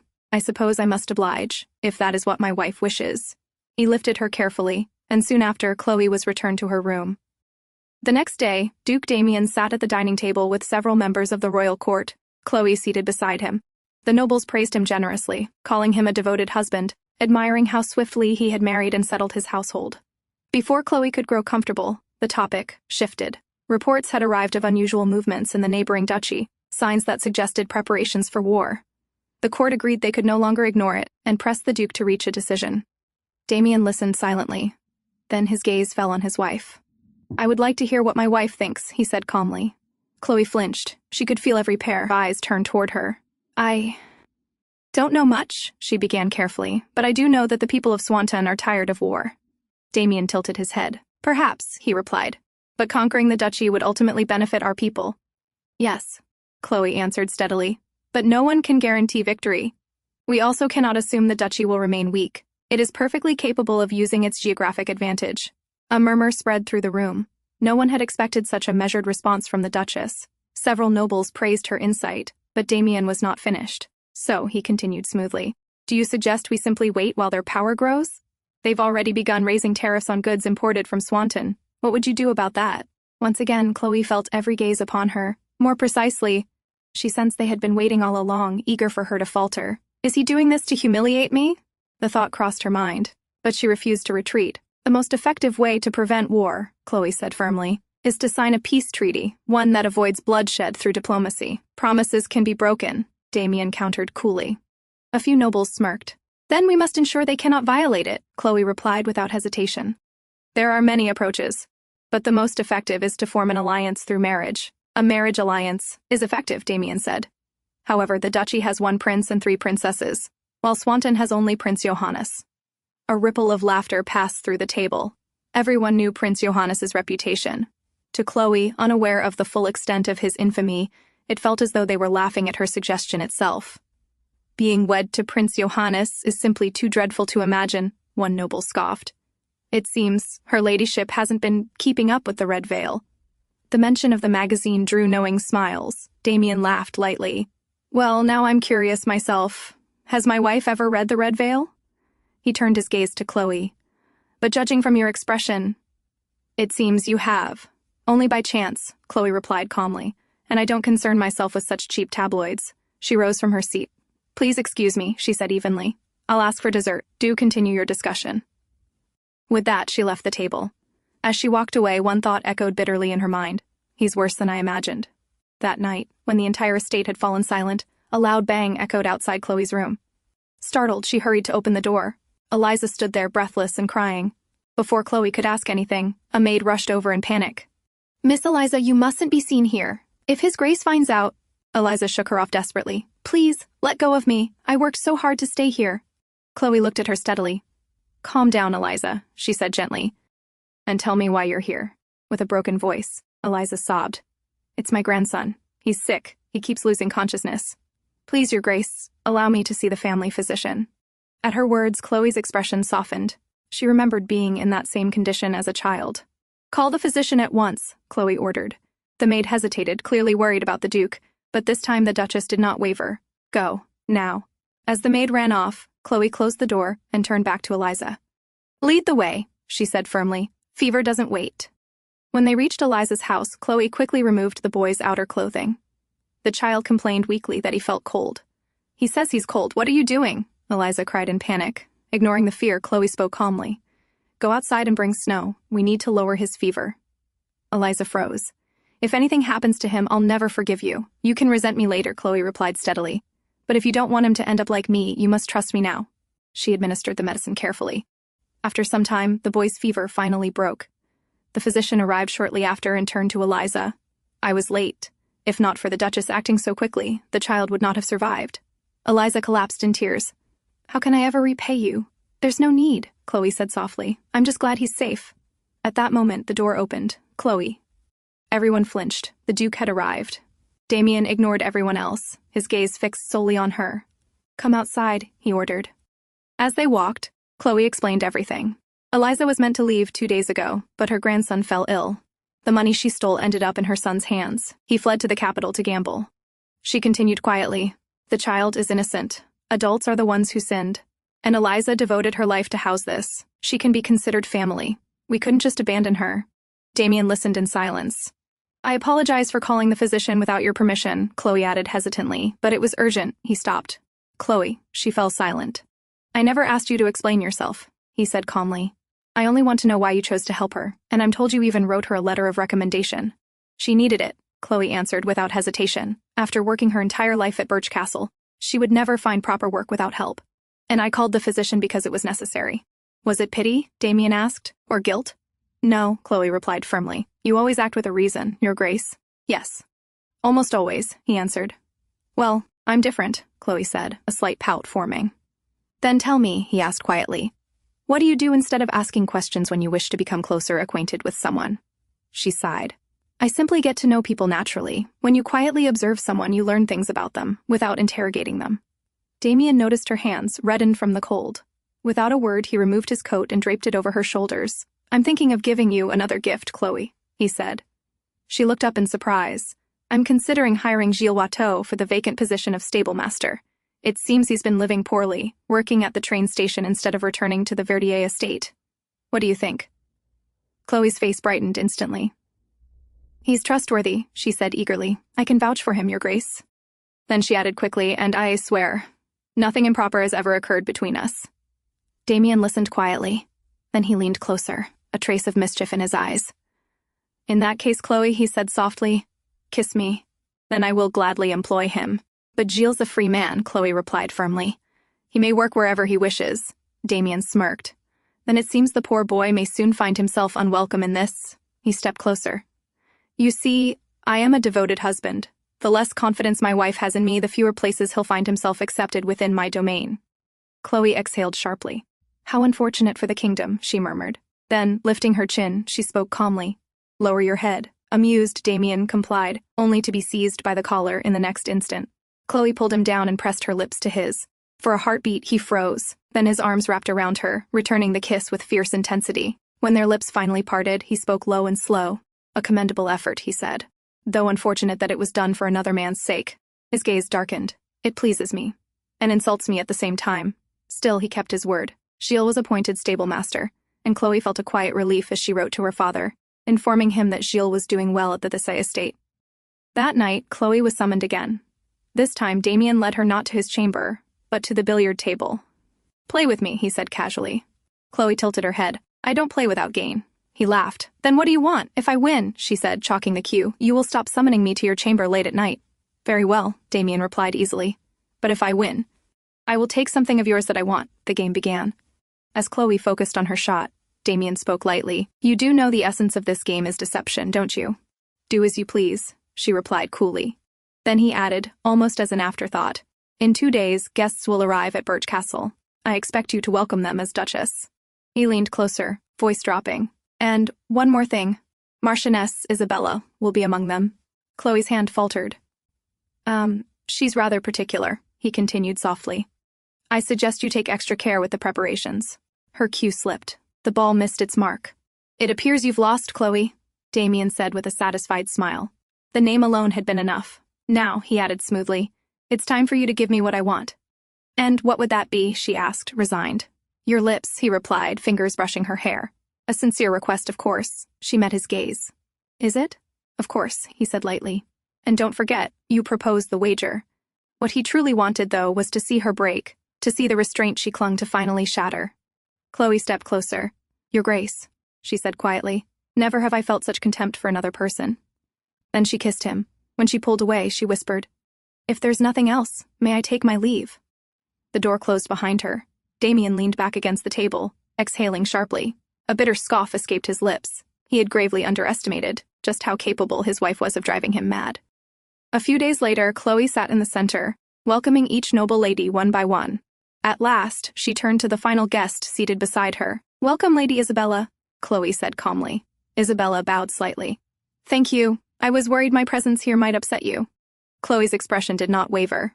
You are a close friend of His Grace, she replied evenly. Why would I be upset?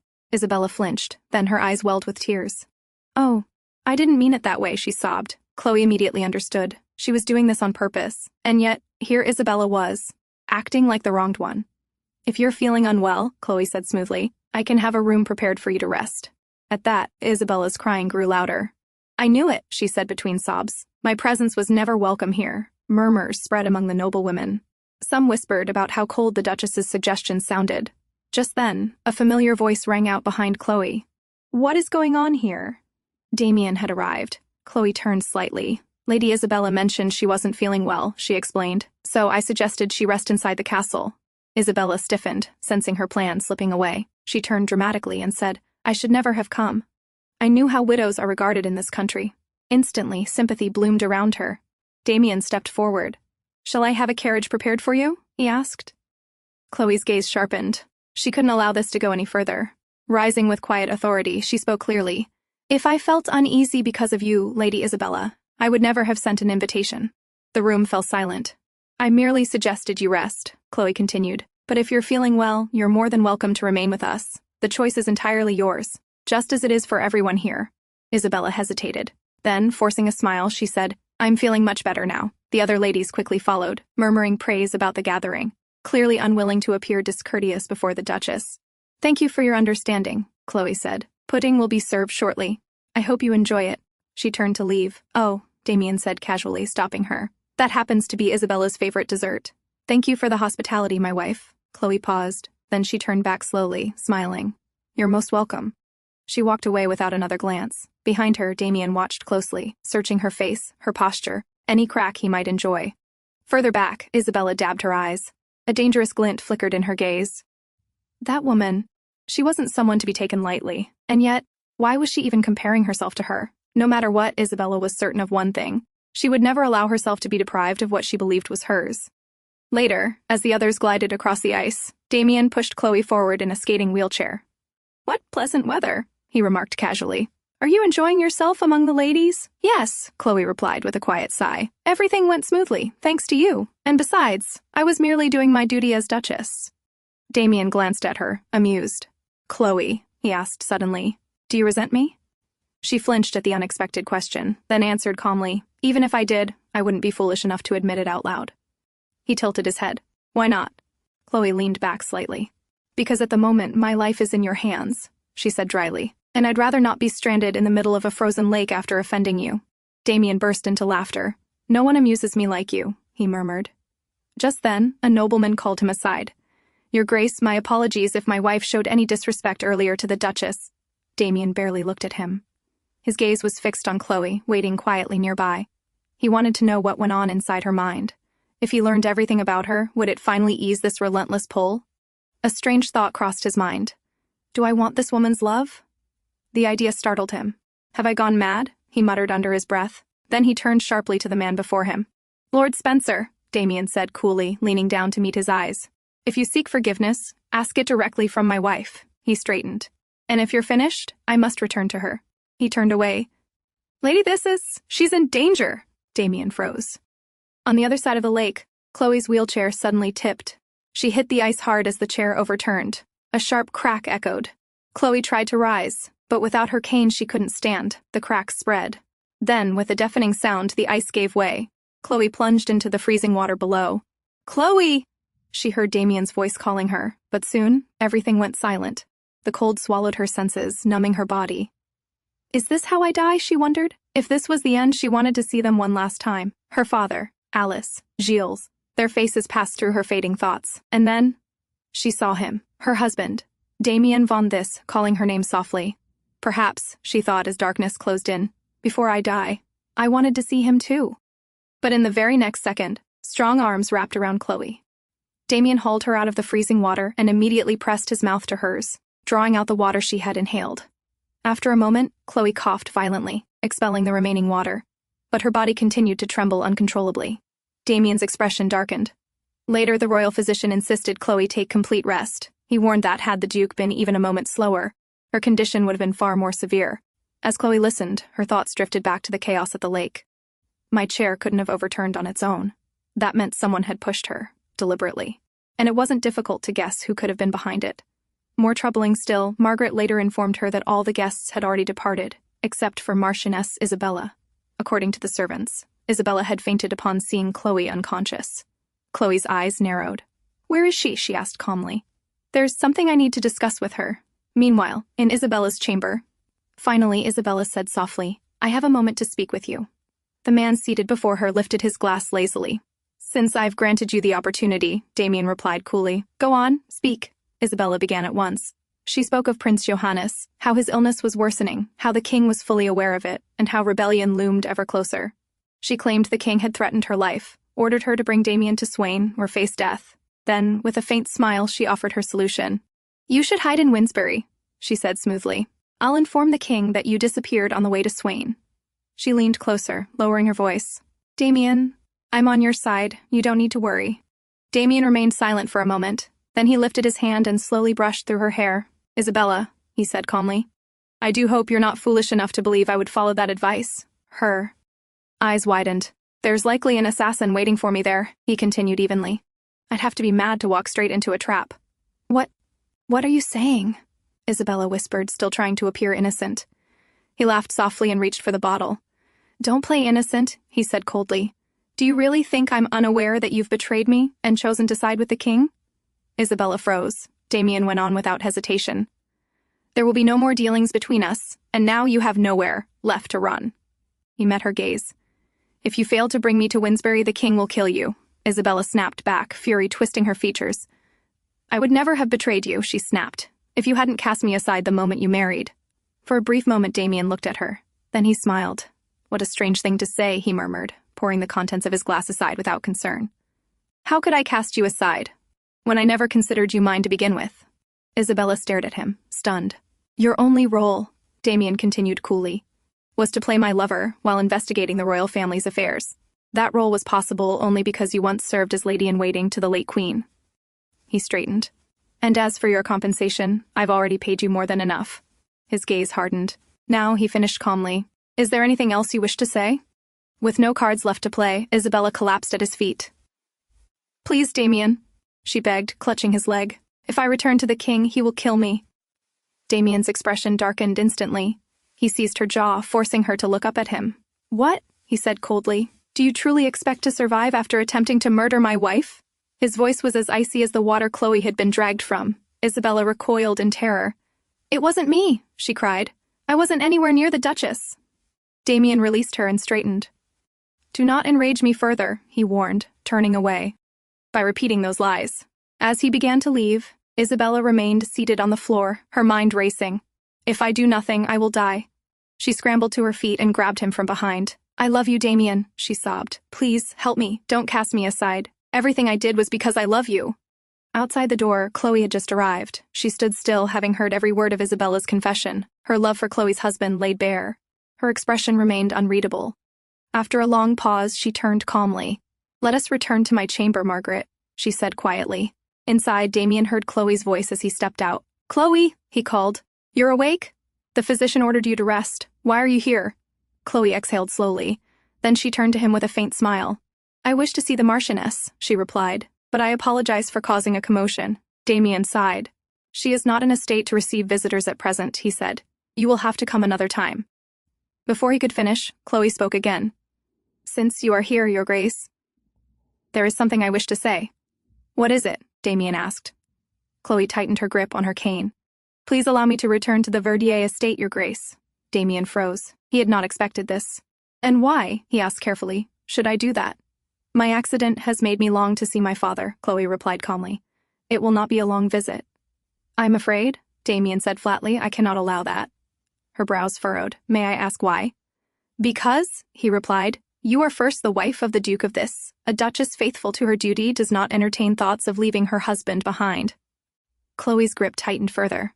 "Faithful to my duties?" she repeated quietly. "So, you expect me to fulfill mine, while you reserve your affection for your mistress?" Damien was taken aback for a moment, then his grin widened. "Chloe," he said with amusement, "don't tell me you're jealous," annoyed by his shamelessness. Chloe turned her gaze away. "Of course not," she said sharply. Damien studied her expression for a moment, then spoke lightly. "It's late. Return to your chamber," he said. "We'll revisit this discussion another time. Perhaps we can find a way to avoid being apart." He smiled faintly. "But for now, I have pressing matters to attend to. I bid you good night, my wife." And with that, he closed the door, leaving Chloe standing alone in the corridor. Later, Chloe continued walking across the snow-draped fields, her steps unsteady, her heart far more so. She had entered this marriage fully aware of what kind of man Damien was.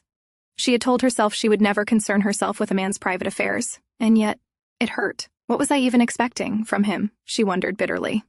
All she wanted now was to return home. She no longer wished to remain in this place.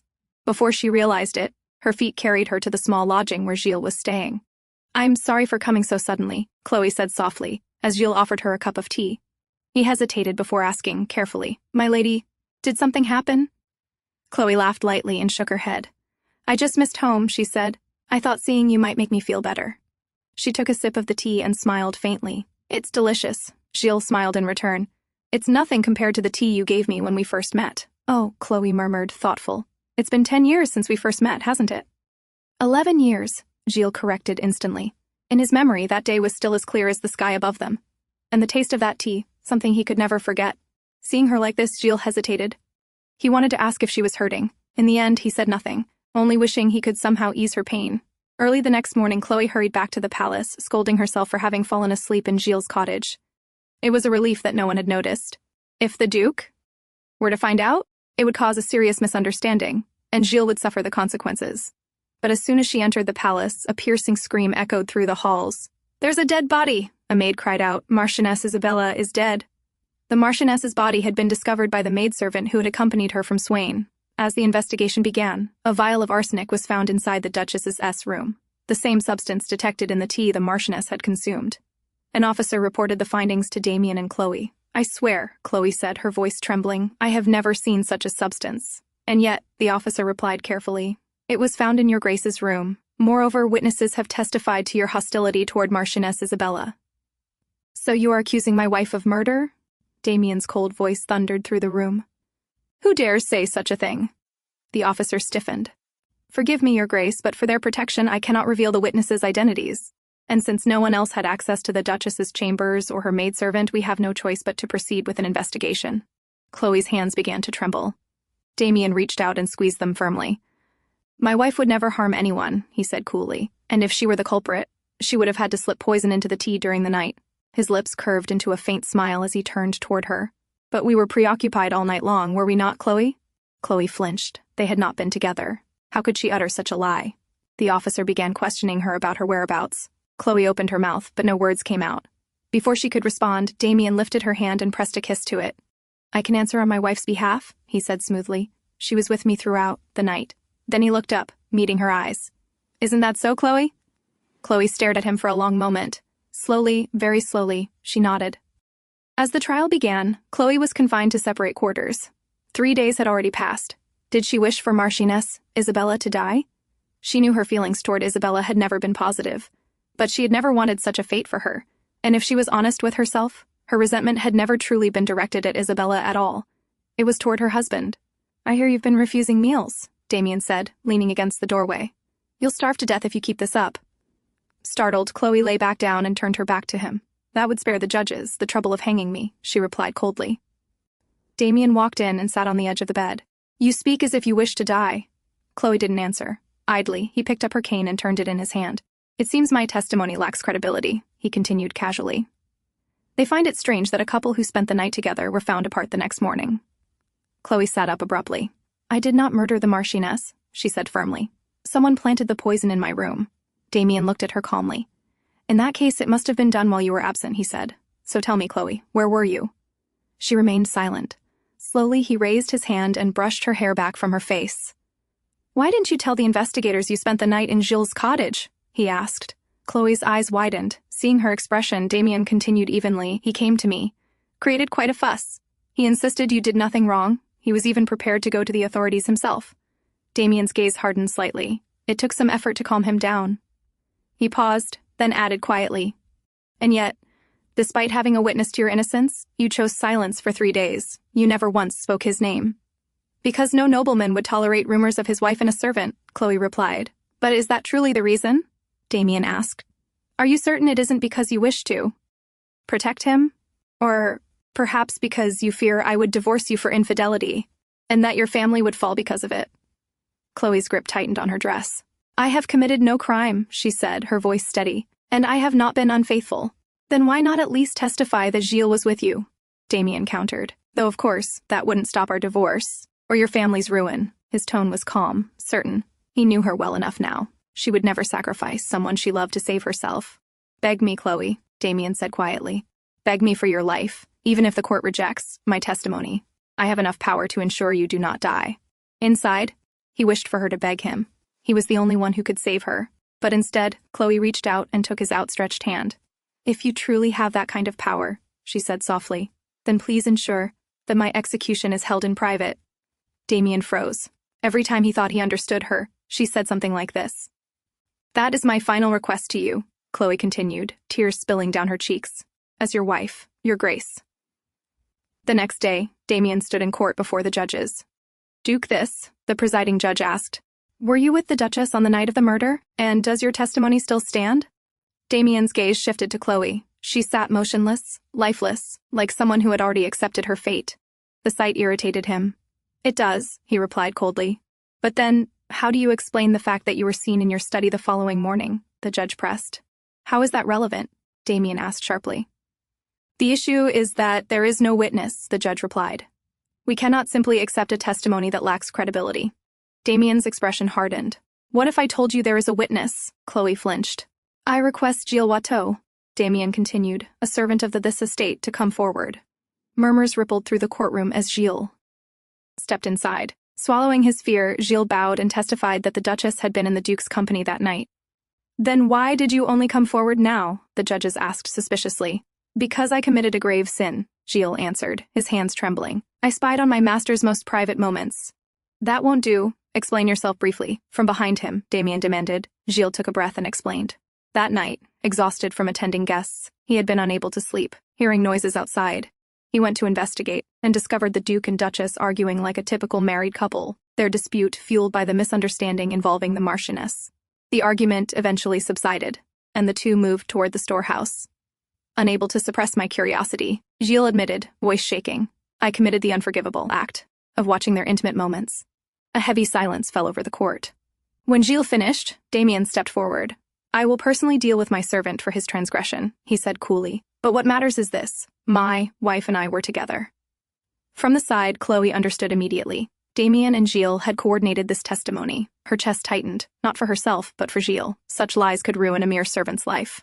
Still, even with a witness, the judges hesitated. "We will postpone the verdict for 10 days, one of them declared. Damien's patience snapped. "You intend to keep my wife imprisoned," he said sharply, "simply because you are incapable of making a decision?" "Duke Thisse," the judge shot back, "do not forget that I was sent here as the king's envoy."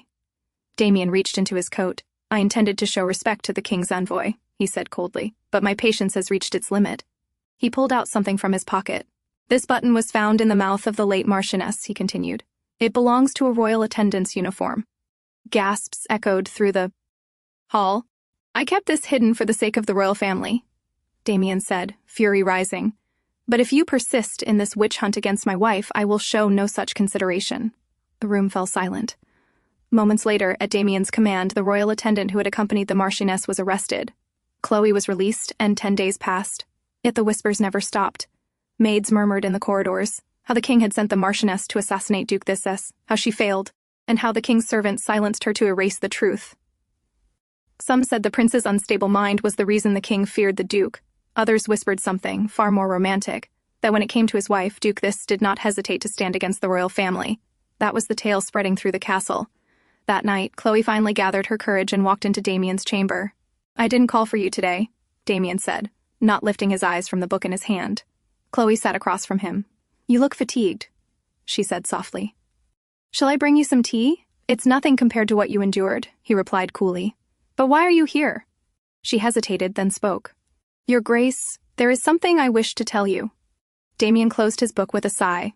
"If this is another request to return to Verdier," he said, "I'm tired. Please leave." But Chloe shook her head. "I came to express my gratitude." He looked up. "Though it involved the royal family, you saved me," she continued. "And though it required deception, no one innocent was harmed." Her hands tightened in her lap. "When you came to see me that day, instead of relying on my husband, I allowed my pride to cloud my judgment. So I am here to offer you a sincere apology." Damien set the book aside. "Are you not upset," he asked quietly, "that I did not reveal the real culprit earlier?" Chloe shook her head. "No. You had reasons to protect your standing with the royal family. You could have remained silent, but you didn't." She met his gaze. "That carries profound meaning to me, so in return I am determined to fulfill my duties wholeheartedly, as your wife and as Duchess." Damien smirked faintly. "Are you saying your efforts until now were half-hearted?" Her expression didn't change. "Damien," she said calmly, "may I ask you something?" He stiffened slightly. "Why have you not consummated our marriage?" For the first time, Damien was caught off guard. "That's an odd question," he said after a pause, especially while thanking someone.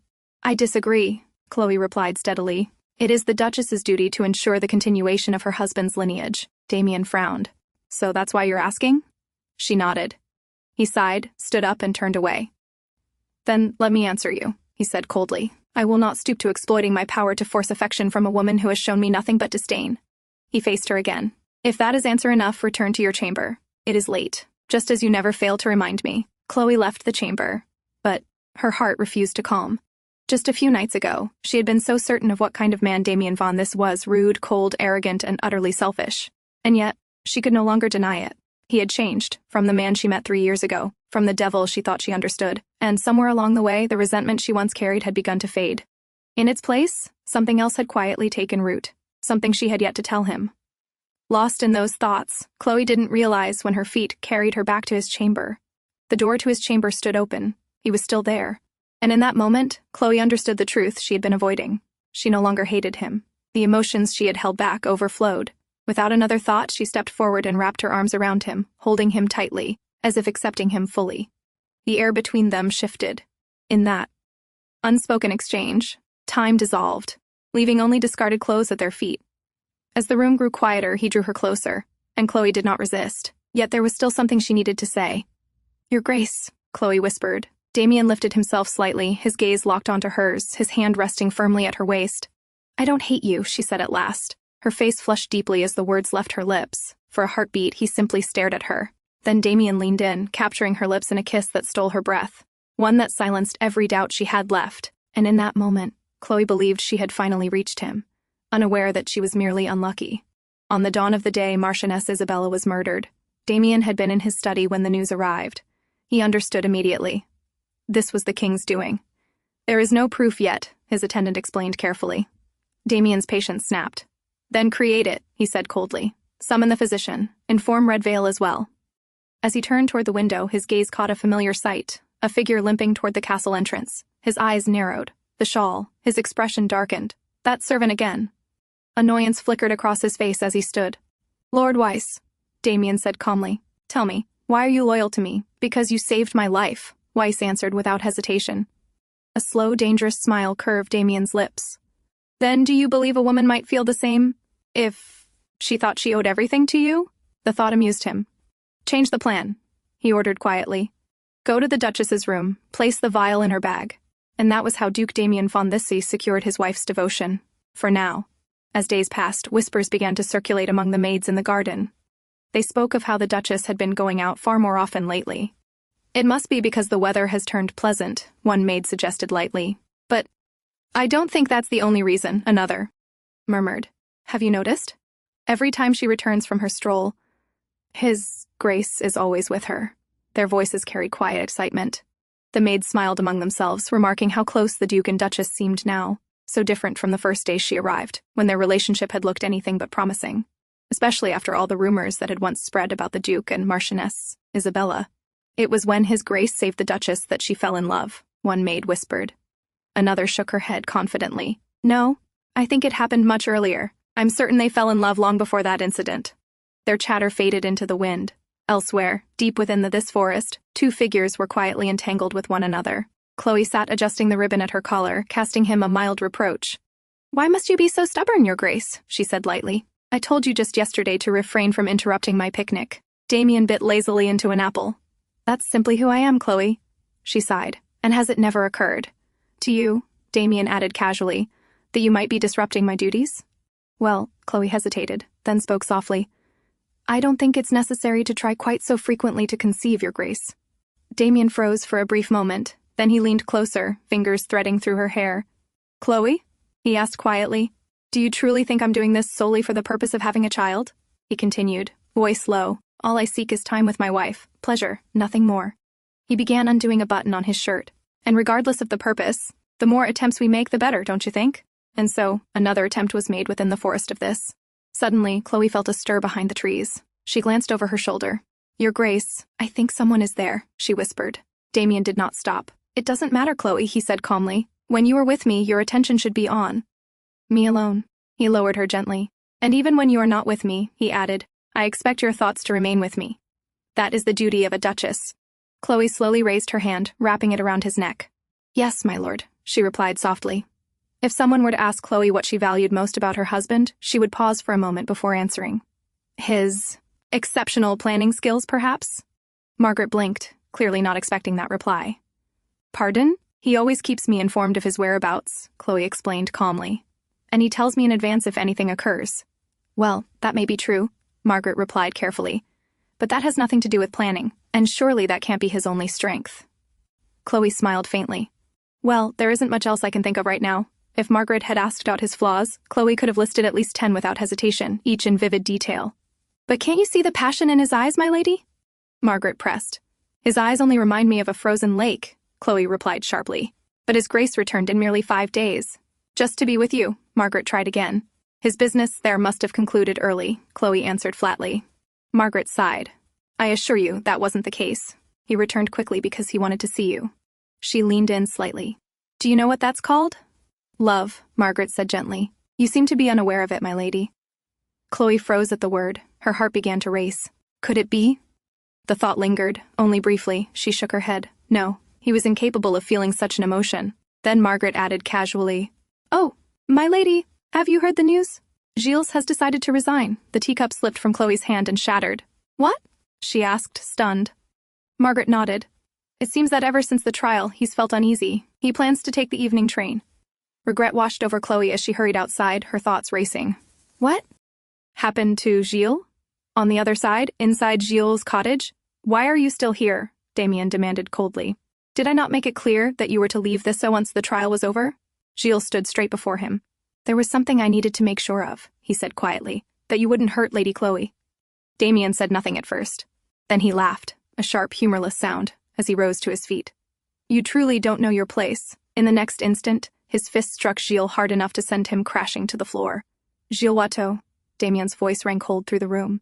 My intuition has never failed me. From the moment I saw you, I felt a strong sense of disdain. He grabbed Gilles by the collar and hauled him up. The look in your eyes, the way you speak, it has always irritated me. Your Grace, please put him down. Damien turned. Chloe stood at the doorway, breathless, having rushed there. His dangerous gaze flicked back to Gilles.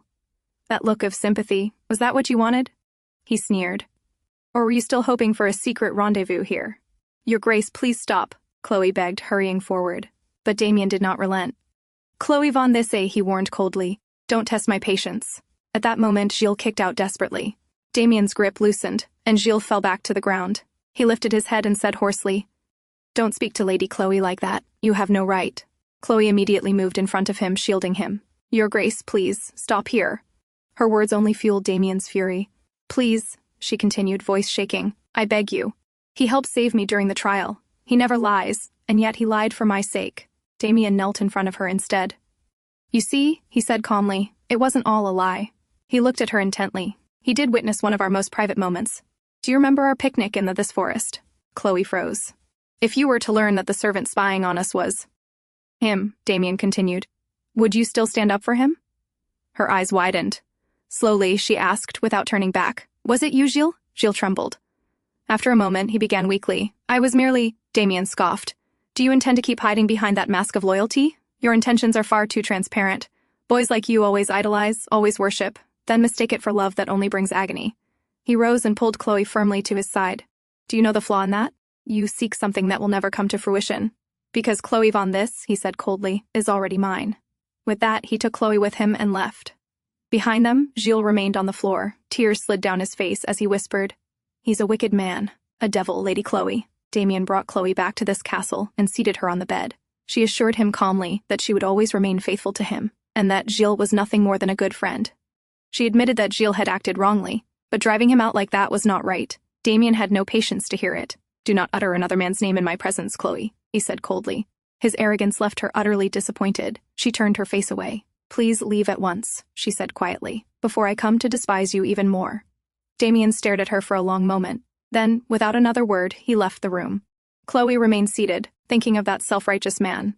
She remembered how Margaret had called it love, and how foolish she had been to believe it. Late that night, the door opened again. Damien entered quietly and sat on the edge of the bed. Chloe lay asleep, turned away from him. He lifted a hand and idly played with her hair. Chloe von Thisse, he murmured softly, leaning close to her ear. I chose to leave you alone today out of respect for you, as the Duchess. He lowered his voice further. But I must say, you upset me quite a bit. Chloe flinched at his words, though she did not open her eyes. He continued, I suggest you refrain from taking another man's side in the future. It thoroughly sours my mood. He leaned down and pressed a soft kiss to her cheek. Now, he whispered, I bid you good night, my Chloe. With that, he left the room once more. Left alone in the quiet, Chloe's heart began to race. Her eyes slowly fluttered open. What was that, she wondered. A few days later, Chloe was summoned by the Duke once again. I am well aware of a duchess's duties, she complained flatly, but this is not included among them.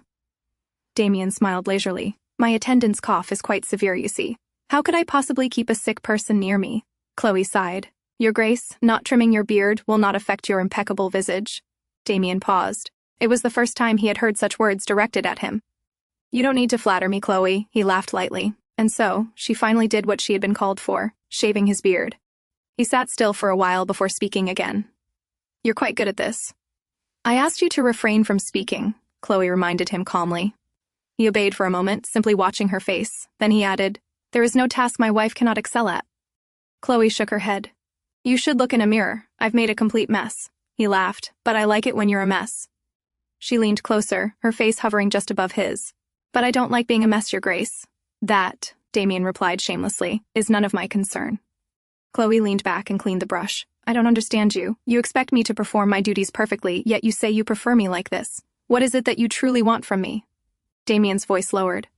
What I want, Chloe, is to see your perfect self fall apart, before me and only me. I want you to care about my every little action, to make foolish mistakes while longing for me to embrace you regardless of everything. Chloe paused. After a moment, she spoke again. Allow me to ask you something, Your Grace. He nodded. Go ahead. Then she asked, Do you love me, Your Grace? Please, answer truthfully. He froze for a moment, then laughed suddenly. Do you want me to whisper words of love into your ears, Chloe? She did not flinch. If love is what motivates your malicious deeds, then I can make an effort to forgive you. Damien rose from his seat. Forgive me? He scoffed little, standing before her.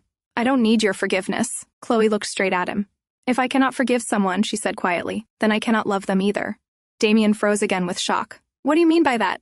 She turned her face away. Please answer me first. Any answer will do. I only want honesty. He reached out and caressed her cheek. The moment I first saw you, he said slowly, I wanted to seize you. If the desire to make you mine can be called love, then, Chloe, I have loved you for a very long time. Her eyes widened. She had never believed he was capable of loving her.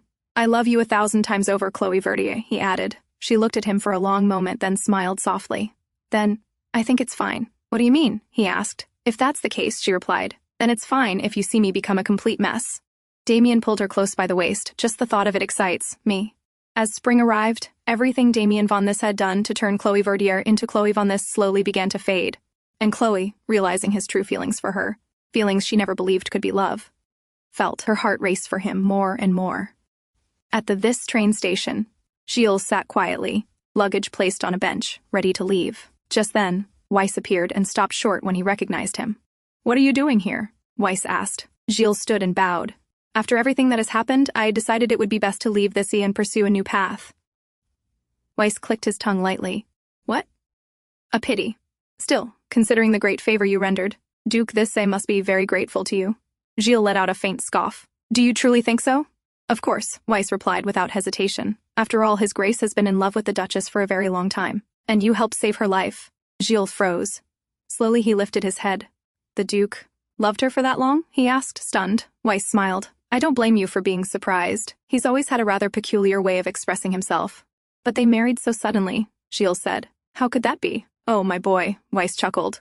The Duke is not the type to enter marriage on impulse. If anything, he likely spent a year, no, 2, planning it.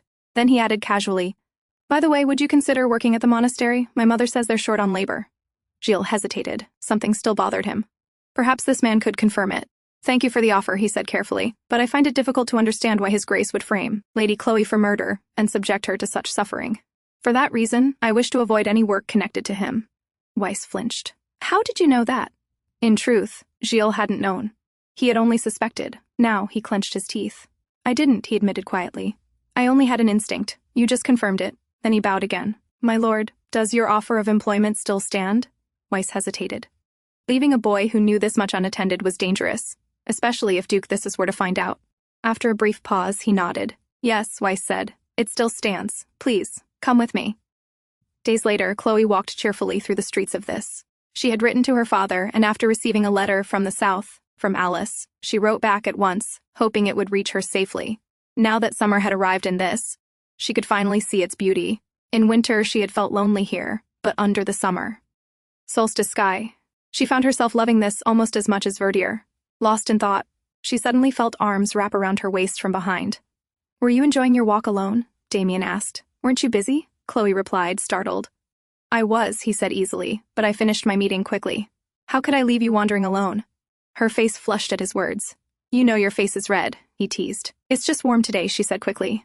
His gaze dropped to the folder she was holding. "What's that?" Chloe stiffened. "Oh, it's nothing of interest to you," she replied, flustered. She couldn't let him see it. Earlier, she had stopped by a shop where the owner showed her the last remaining set of stamps from the victory 2 years ago. Without thinking, she had bought them. "It's just strawberry stamps for the summer solstice," she added hurriedly. "They're really not important." Damien studied her expression, and then suddenly snatched the folder from her hands. "Now I'm even more curious," he said, "and I'm rather fond of strawberries myself." "Please give it back," Chloe pleaded. "How could I," he replied, amused, "when you're acting like this?" As they bickered, the folder slipped from his hand and fell straight into the fountain beside them. "My stamps," Chloe said weakly, staring at the water. Damien's eyes widened. "Oh dear, since when does my face remind you of strawberries?" She looked mortified. "You look disappointed, but you can always buy more." "How could I not be?" Chloe replied, embarrassed. "I already paid for them. Shall I retrieve them?" he asked, rolling up his sleeves. "There's no need," she began, but before she could finish, Damien was already stepping into the fountain. "Your Grace, please come out," Chloe cried, flustered as people began to stare. Damien laughed and lifted the soaked stamps. "Look, Chloe, I've got them. No need to fuss." "How can I not?" she protested. "You're drenched, and everyone is watching." He smiled at her. "Despite seeing my face every day, my wife still bought stamps featuring me. This is the least I can do." Then he leaned closer, gently tugging her hat aside, and whispered in her ear. "And it just occurred to me. There's a perfect place nearby. Shall we take a short rest there? What do you say?" Chloe's face burned as her heart raced, her eyes drifting toward the nearby hotel. Later, as they sat in the hotel cafe, Chloe's face slowly turned red with embarrassment. I didn't expect there to be a cafe on the ground floor," she said quietly. Damien laughed, a smirk tugging at his lips. "What? Were you hoping for something else?" "Oh, of course not," she answered quickly. "Well," Damien added casually, "the real reason I came out was to send an urgent telegram at the post office." "A telegram?" Chloe looked at him. "Why so sudden?" Damien's expression softened. "Chloe, this concerns your father." "My father?" she asked in surprise. "How?" "Do you remember the forest where we first met?" he said. "And the woods I requested from your father at our wedding?" She nodded. "A gold mine was discovered there," Damien continued. "Everyone at the Verdier estate was delighted. But since the forest is now under my ownership, Verdier would gain nothing from it." Chloe listened silently. "Yet Viscount Verdier never mentioned this to me," Damien went on. "He's far too humble." Chloe sighed with a gentle smile. "My father isn't the type to be upset over such matters, Your Grace." Damien studied her for a moment, then spoke again. "The telegram I sent states that Viscount Verdier will receive a 50% stake in the gold mine." Chloe stared at him, stunned. "Both you and your father need to be more ambitious," he added lightly. Then, changing the subject without warning, "Now, would you please serve me a bite of that cake? Half buttercream, half chocolate mousse?" Still dazed, Chloe lifted the spoon and fed him as he wished. A satisfied grin appeared on his face. "This," he said, "contentedly is the best way to enjoy cake, though my mother would disagree." But when he lifted his gaze, he saw tears slipping down Chloe's cheeks. "Why are you crying?" he asked, startled. She wiped her face hurriedly. "It's nothing. You look silly," he said bluntly. "But seriously, why are you crying?" Her trembling lips curved into a smile. "They're just tears of joy." Damien reached out and kissed her hand gently. "Now I wonder," he mused, "how you would have reacted if I'd given your father the entire mine." Chloe flushed. "That's not what I meant." He laughed. "Chloe, you're becoming quite fond of me. Your Grace, please stop teasing me," she said softly. As they left the hotel and passed over the bridge, Chloe hesitated, then spoke. "Your Grace, have you heard? They say lovers who share a kiss on this bridge will never part." Before he could reply, she leaned in and kissed him, seeking a love she hoped would never fade. A few days later, a banquet was held at the royal estate in Swan. Damien attended with Chloe and Weiss. As they spoke quietly among themselves, a familiar voice sounded from behind. "It's been a while, my dear cousin." Prince Johannes had arrived. Chloe turned and rose at once. "Your Highness, I trust you have been in good health." Johannes's gaze settled on her, a faint smile forming. "Ah, my belated congratulations on your marriage, Duchess." Before Chloe could respond, Damien spoke coolly. "You may sit down if you're finished with greetings. Your legs must be tired." Johannes looked at him in surprise. "Oh, I almost didn't recognize you. You seem like a completely different man after marriage. I never expected you to become such a devoted husband." If I recall correctly, you were never like this when you were with Marchioness Isabella. Damien laughed lightly. Marriage brings many changes, he replied nonchalantly, though that might be difficult for an unmarried man like you to understand. Johannes laughed along. Perhaps I should learn from you more often. In fact, he added casually, why don't you send the Duchess to the royal palace? We're just preparing to select new ladies-in-waiting. Damien's expression darkened instantly, and Chloe felt the tension thicken in the air. Oh, it was only a jest, Damien. Johannes continued quickly. Don't take it so seriously. I wouldn't truly do something like that to you. After all, you are my dearest cousin. Damien rose slowly from his seat. When he spoke, a chill ran through those nearby. I suggest you shut your mouth, he said coldly, before I wring your neck. Johannes's expression stiffened. How dare you, Damien? Then suddenly Damien smiled. Now that, he said lightly, is how one makes a proper jest, Your Highness. Later, Damien sent Chloe ahead to the train station while he stayed behind to handle some remaining business. He spoke with Weiss, who informed him that the royal family had begun preparing assassins, clear proof of their desperation. Judging by Prince Johannes's behavior earlier that day, it was obvious he was trying to appear healthy and composed, especially now that the king's condition had worsened. Agitation no longer suited him. Do you plan to stay at Castle Rose and Swan for the time being? Weiss asked. No, Damien replied. I shall return at once. The summer festival will begin soon, and my wife is to select the finest strawberries at the event. I must be there. Meanwhile, Chloe sat alone at the train station, waiting. Damien had told her to go ahead, explaining that he still had matters to attend to. He had even advised her to leave for this if he failed to arrive on time. But the train had long since departed, and after witnessing the tension within the royal palace, Chloe could not bring herself to leave him behind. So she waited. One train departed, then another. Night fell. What are you doing here? She jolted awake at the sound of his voice. Looking up, she saw Damien standing before her, breathing heavily, as though he had run all the way there. Why haven't you left? He asked. I was waiting for you, Chloe replied simply. He let out a sigh, running a hand through his hair. Chloe, why would you wait here alone in the dark, exposed to all kinds of danger? What were you thinking? I waited because I wanted to, she said. I was worried about you. I'm not heartless enough to leave my husband behind after such a bitter encounter with the prince. Damien froze at her words. After a moment, he spoke again. Chloe, the last train to the sea has already departed, but a train to Verdier will arrive soon. Since it's too late to return tonight, I suggest we make a brief detour to your home first. Her eyes brightened. What he meant to say, I was worried too, thank you for waiting, forgive my anger, never left his lips. He was a man incapable of expressing his feelings directly. And somehow, she had grown fond of that about him. Overcome with emotion, Chloe stepped forward and hugged him. I would love to, Damien. The train to Verdier rattled through the cold night. Inside the private quarters, warmth gathered as their kisses grew slower and more tender. Chloe wrapped her arms around his neck as Damien lifted her effortlessly. As he looked at her, responding to his touch, breathless and close, Damien realized something profound. When the crown had been within his reach, he had chosen instead to board this train, to win this woman's heart. Chloe, he murmured, you need to know just how much I love you. She looked at him, cheeks flushed. You can be surprisingly tender sometimes, Damien. She lowered her head to meet his gaze and smiled softly. Your mother was right about you. Damien smiled back, but deep inside he knew that one day she would have to learn every dirty detail of his deeds. And when that day came, everything would change. And that's a wrap. Thanks for watching. Don't forget to like and share your thoughts in the comments. If you enjoyed this and want to be part of our growing community, hit join to support the channel. Take care and see you soon.